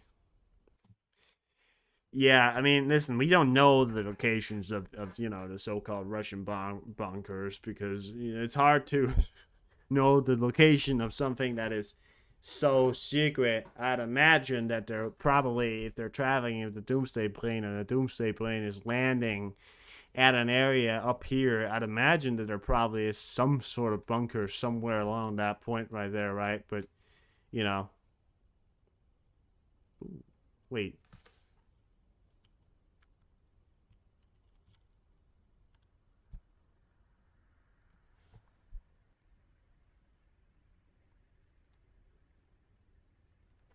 All right, so take a look at this one right here. Take a look at this picture. Now that's that one, right? So this is a picture of that one right there. Now he's saying satellites show expansions of nuclear weapon sites on. Oh wait, okay, that's nuclear, right? Okay. When's this from? Long time ago? I don't know. All right, I thought it was bunkers for a second there. My bad. As far as we know, as far as the average Russian knows, there is no doomsday planes around here. Or sorry, doomsday bunker, boom, boom, boom, boom, boom, boom, boom, boom, boom, boom, boom, school. That's how they sound. We got a Super Hercules that has the picture of a fighter jet, so he's a fast one. Sometimes they messed up those ones. The 747-200, Air Force One heading out towards the Atlantic Ocean. All right,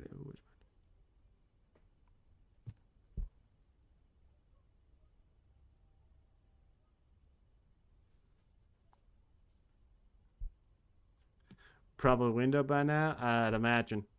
Also, I would say, despite how much that is a weird thing, I'd imagine that people, you know, generally wouldn't want their so-called, you know, secret bunkers or nuclear doomsday bunkers to be written on a book. You know, I feel like that's one of the things where maybe you shouldn't do that. You know, I mean, you're talking about the safety of your president there. Now, granted, he was talking about Putin, so in all cases, you know, go ahead, publish it. I'd be very much for, you know, supporting that book. I'd buy one just and publish it, you know, the coordinates online and give it to the U.S. But I think Russia probably would not want the U.S. to get their hands on a book that had the locations of the Russian bunkers in it. I think that, as much as I hate Russia, I feel like that's kind of like a fair thing to maybe go, yeah. Mount Humid, along with the Cousin Mountain, are claimed by the United States as being home to a large secret nuclear facility or bunker or both. Right. Where's Mount Utah? Is that near Murmansk? 1986. It's like a fucking crack team of operatives.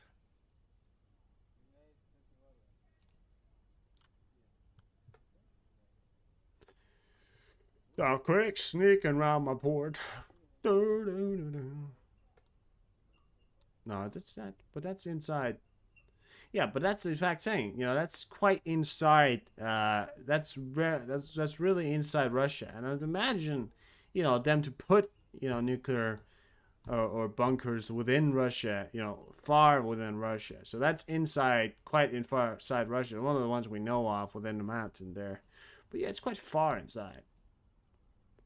The U.S. know where all of them are. Yeah, I'd imagine so too.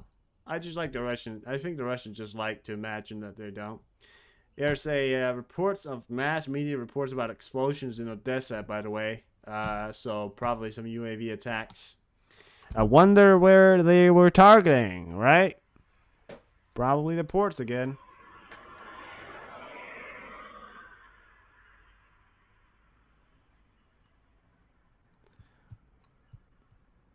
Quick sneaking around my porch. Dude, I just saw the movie. I just had to rewatch that Elvis movie. You know, the one with Austin Butler. The funny thing is, I watched like some interviews with him, and I saw a video of his voice before playing, you know, Elvis, and after. He was like, before he was like, "Oh yeah, it's so great," and then after he was like, "Oh, so quite. You know, it was quite a good time, and we just really had a fun time out there, and it was just amazing." So he was he just changed out his voice like completely, which is a funny kind of like side effect. He did it for 2 years straight. He said. So, it's a great movie. I really love it. I really, really love it. I think that it is a great, great movie. If anybody noticed how quiet the Belarusians have been lately. President of Belarus, Alexander Lukashenko, at a meeting with his counterpart from Ecuador, Guinea, said that Africa is becoming a key sustainable development of the planet. Right. He's not wrong. This is not completely right. He's not wrong. He's not wrong. I don't even think Lukashenko's is in fucking Belarus. Oh wait, maybe he's in Belarus right now. I remember the day he died. You remember the day he died? Oh yeah. You Elvis fan? I mean, I don't want to ask if you're that old. That was a great joke. No. I mean, a lot of people like his music. I feel like, Quick stuff in my door. I like the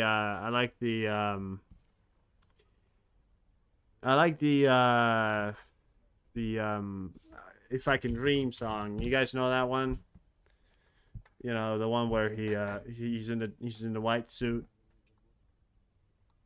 If I can dream of a better land. That one right there. I like that one a lot. I think it's really great. I like the one. There's a lot of other ones that I like. I like the one. I like Trouble. It's a pretty good one. Yeah.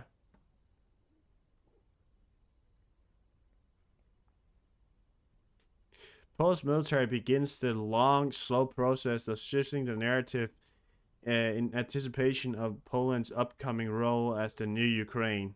Well,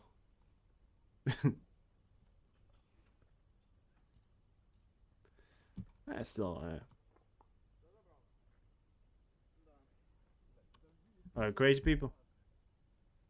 People cried. Like, people were actually like really sad when he died. I mean, this is insane to see videos of when they reported. But the same with Michael Jackson too. By the way, I feel like a lot of people were very sad when Michael Jackson died.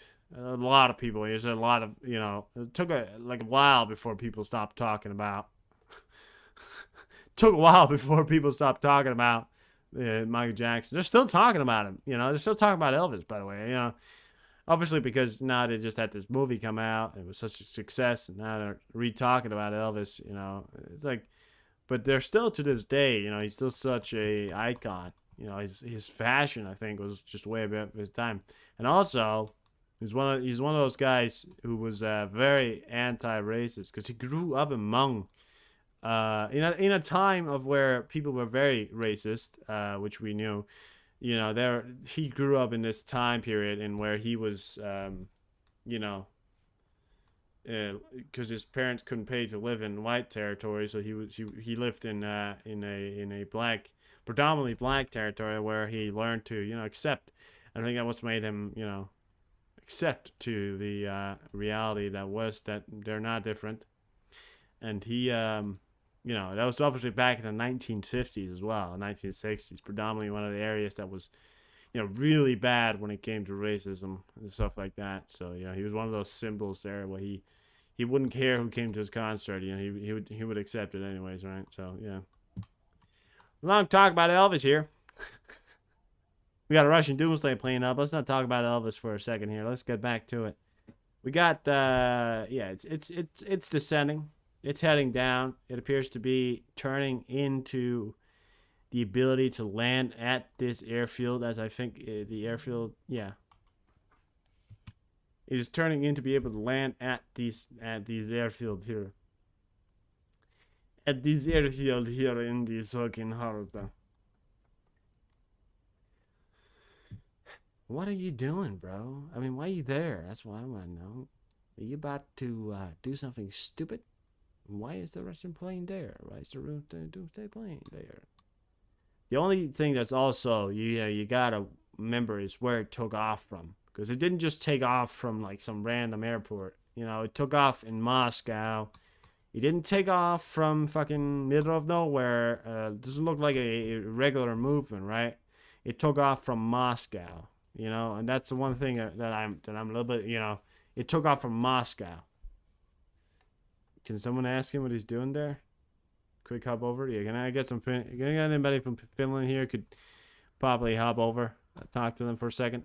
Hey, what the hell are you doing? I like to get a American redneck to just go out there. Hey, what the hell are you guys doing to my land? This ain't your land. This is not your land, sir. This is Russia.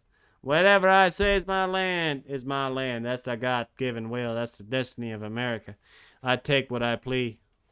That's the God-given will of America. Destiny. We have a destiny. Is to take whatever we can and don't care. America. America. Eureka.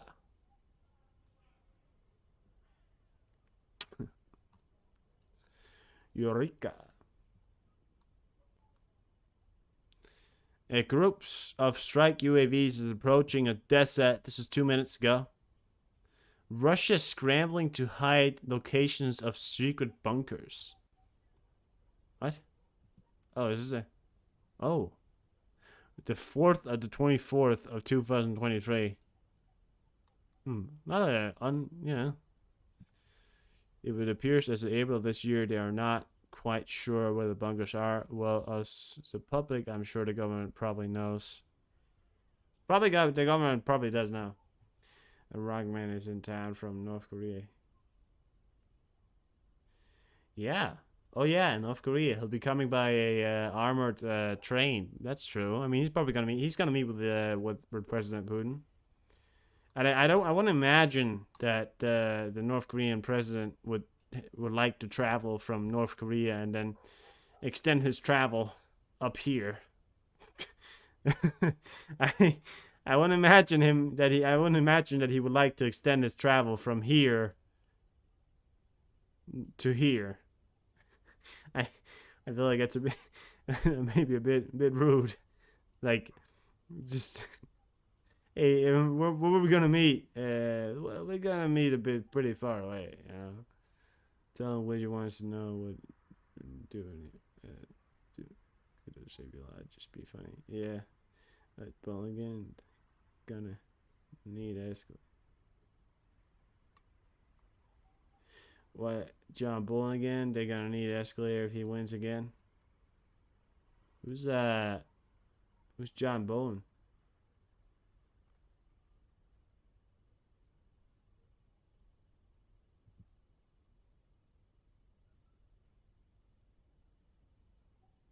Unless he took submarine. Oh, that's true. Use surface stairs so he does not fall abnormal stairs on Air Force One way to G20 India via Ramstein. Oh, I see. Yeah. Yeah, North Korean president took the submarine. Great way to test off the new submarine, sir. Certainly is.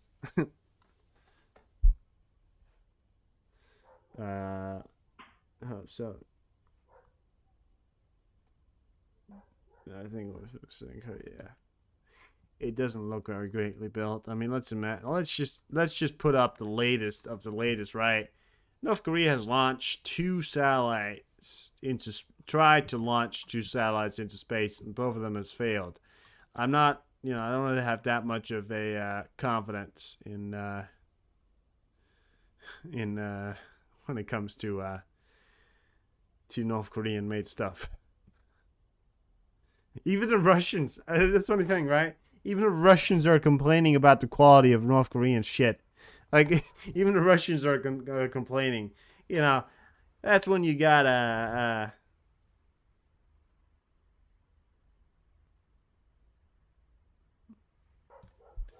yeah, it's John Bullen's gonna... You gonna run for office, John? I didn't see that. Well, you gonna run for office, John? That's insane. Hey, good luck with that. You know?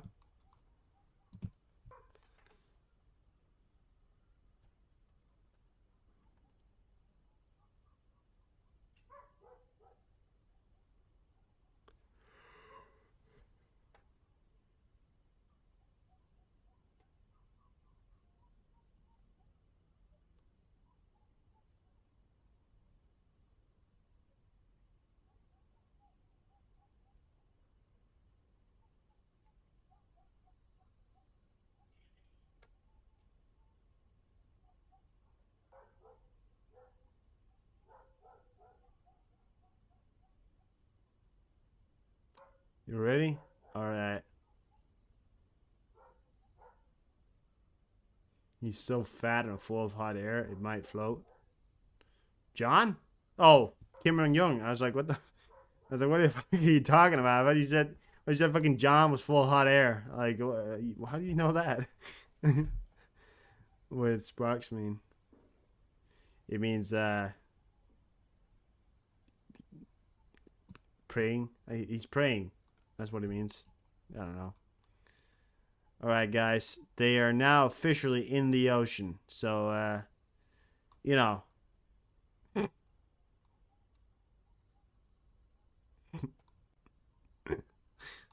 Great job, guys. Great job. Great job, guys. I get Trump as my vice president. Just to, just to humiliate him, just make him fucking vice president. That's actually the best revenge. Or, if you like him, you're welcome to. I don't judge. Oh no. Yeah, I think they missed the runway, guys. I think the Doomsday plane missed the runway here. The Doomsday plane missed the fucking runway. Unless they got the bunker in the fucking ocean here and it's just driving in. But, which I doubt, by the way. That was a joke. I don't think that. And imagine if that fucking Doomsday plane, when we watched it live there, actually just missed the fucking runway. I mean, I'd be astonished if we watched that happen live right there. I can't. If that, I just can't. If that. Heading for Xana? Oh yeah, he's heading for Xana. He's going all the way up. Still going down at ground speed, which is like you're on the fucking ground. How are you still going down and down speed? Like, I don't get that. Well, shit, he's landing. So, yeah, they're in Kramatorsk. Sorry. Murmansk, which is, I don't know. Probably landed. Probably just a flight trader fucking up here. But, yeah, that's interesting. I mean, we got a Doomsday plane heading up here in Russia, in Murmansk. One of the things that's a bit weird about this thing is if anything was to happen, I'd imagine it would fly around Moscow, which is one thing, or inside deep of, Russia. And I'd never imagine it to actually fly, this close inside, or along a border or anywhere like that. So, yeah, this is special. Let's get the, let's get you out of here. Let's get the tracking of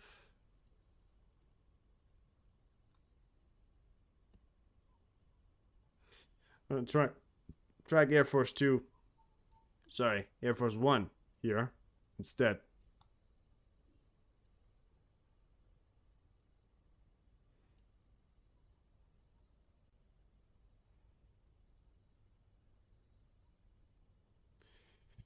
Basis theater.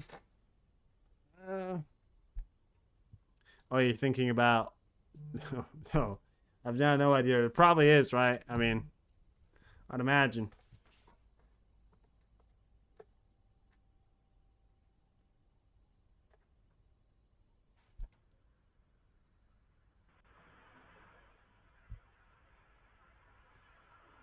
Sir, what's going on up here? It's very cold, and don't worry, my son. We're gonna hit into a very big bunker. I specially designed it to be very hot. Yes, even hotter than outside. Well, sir, Dad, if you're gonna blow off a nuke, it's gonna be very hot outside. Oh, that's a good point, son. Maybe we do not want to make it as hot as outside in here.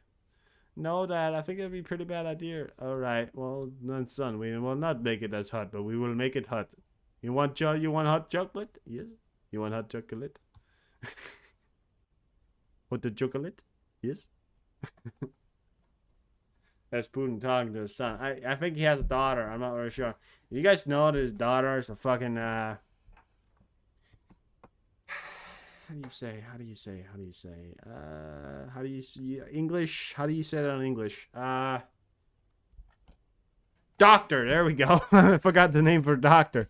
She's a doc. No, wait. She's doctor. No, she's a scientist or a something. I don't really did. I don't forgot what the fucking some summit. Probably. I don't know. I mean, the thing is, which is you know. By the way, how are you, Vaughn? They wouldn't use Air Force One for a summit. Sorry.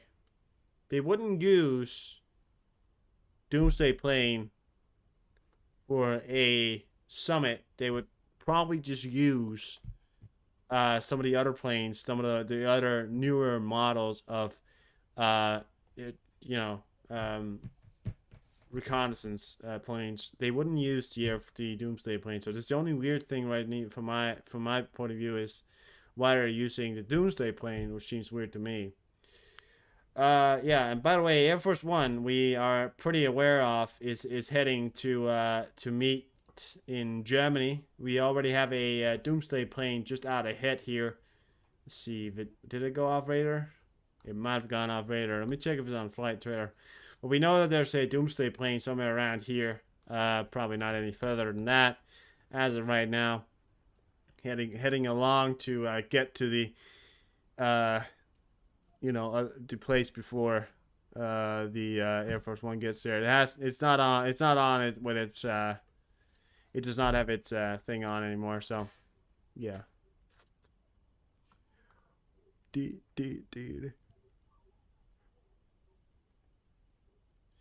Poland was right about Putin. Poland was right about Nord Stream 2. Poland was right about oil and gas blackmail. Poland was right about the weaponization of migrants. It's time for Western Europe to apologize. Admitted Poland was right. Well, of course, they always want to be right. It's like me saying the French was right. They're never right. Even when they're right, we all know they're not right. It's the French. They're not right. No. I love French. I love the French people. Some of them. Most of them. You know. I just don't like Macron. You know, I think the French sentiment right now is that people generally don't like Macron. He got elected, of course, you know, so there is people that like him. I'm just talking about outside. People, like, generally don't really like Macron that much.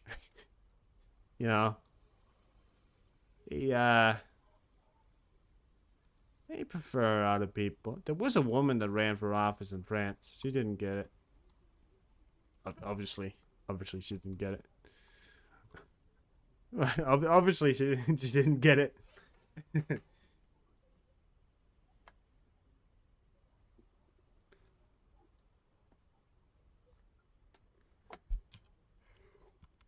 Okay.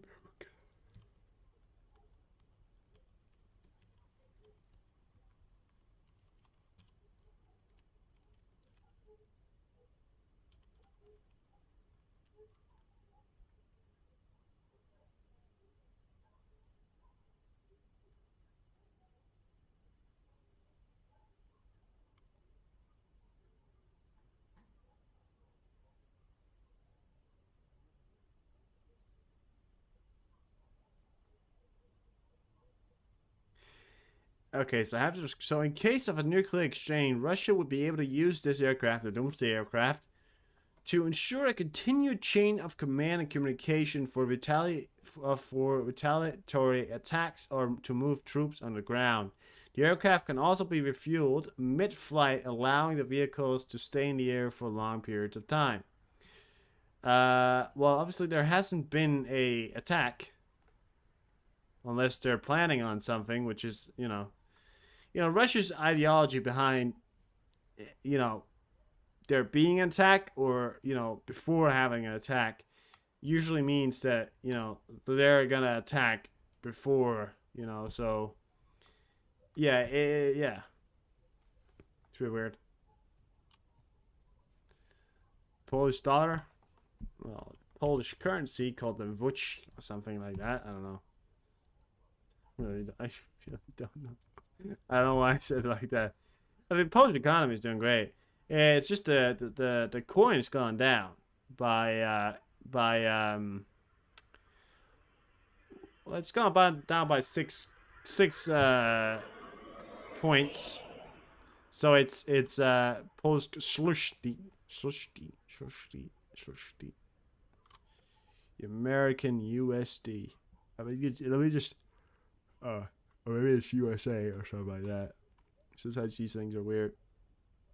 UA. What is this? Why can't I find America? What? The goddamn dollar. A, B, C, D, E, F. There's no fucking D. There ain't no fucking D around here. Hey, what the hell's going on around here? There ain't no D around here. Well, that sounds really wrong. That doesn't sound right wrong. All right. Well, I mean, maybe there it is. We got the dollar here.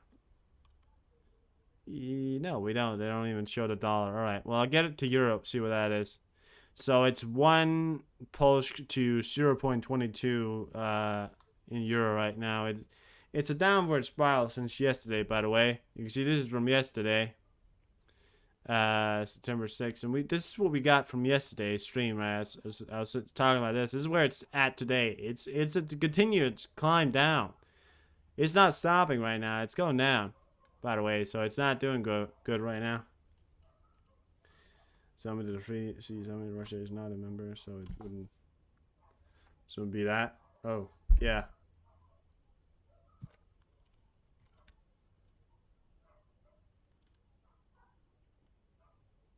The German value, the German coin is doing great.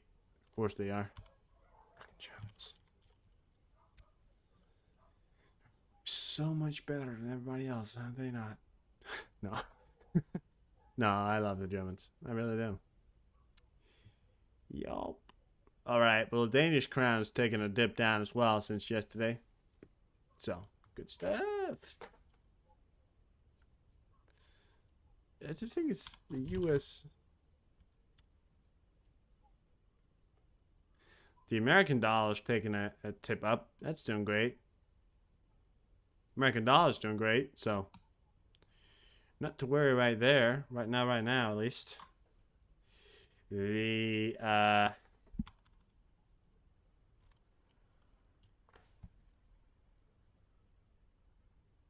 even the Ukrainian currency has increased. How the fuck? Even the Ukrainian currency has increased. So, ja. Das ist eine kleine Klassenend. I don't know what that was, but. Oh, Ukraine turning red here. Ow.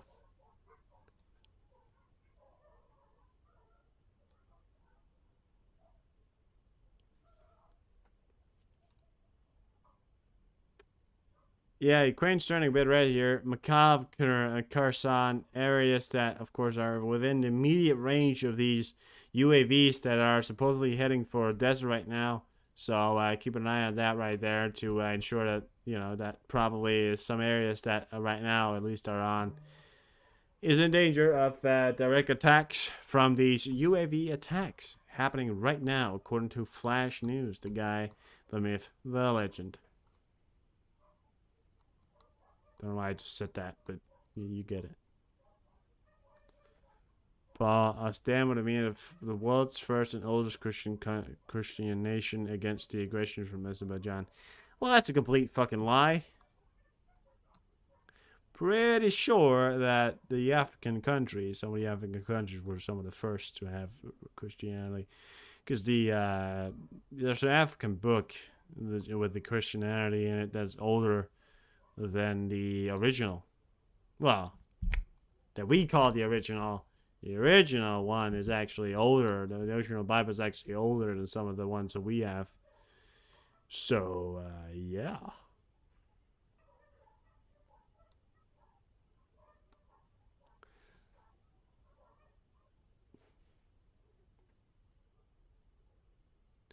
This is a single formula for achieving peace in Armenia. which has announced that it's recognized the territorial integrity of Azerbaijan, can put an end to the tensions of regions by signing the peace treaty, but there will never be peace in Kasu by... Yeah, all right.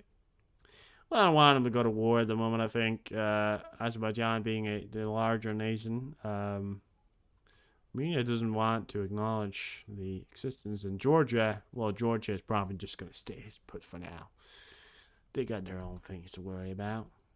So as far as I know, they got their own damn things to worry about. They got their own damn things to worry about. You know what I'm saying? So, pretty cool. All right. Well, let's see. That Russian doomsday plane is gone. Oh, well, it has landed. So, not a single news right now about anything in particular.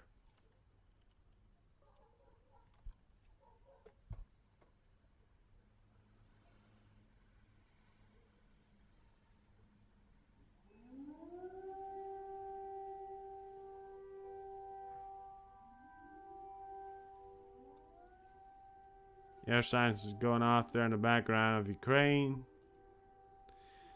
Kharkiv region also have just turned on. Yeah.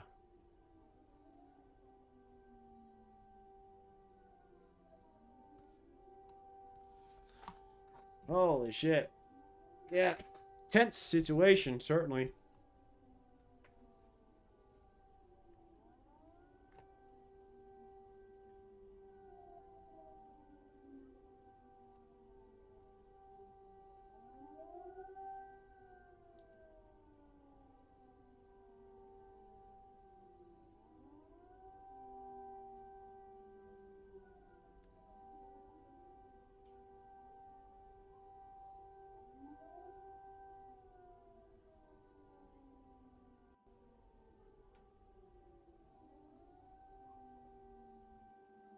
Oh, sorry. There you go.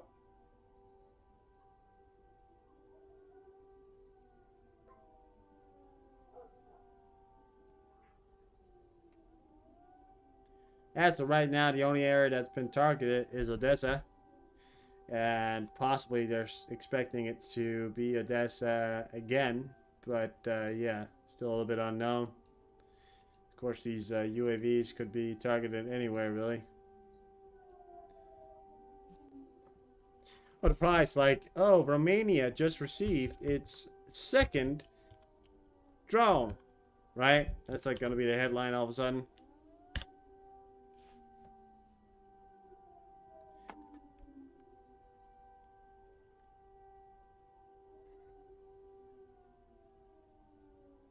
Or Romania won't take this deferred launch of their territory lightly.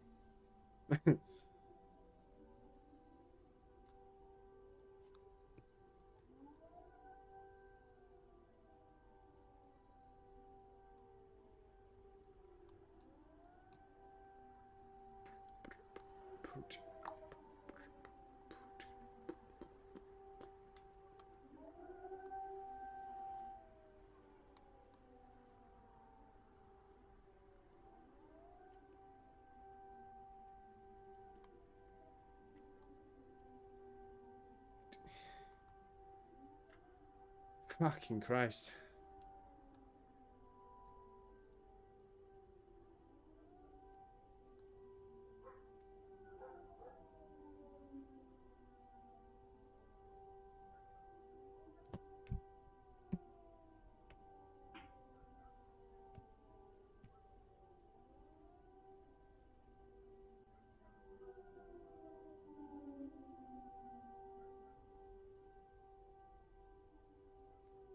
Well, I think that is gonna do it for me tonight.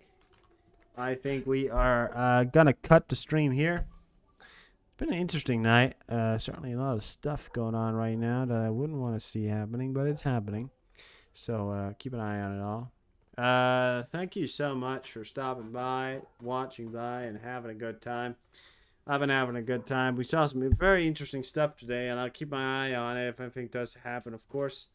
Anything serious happens, we will be back live, I'd imagine.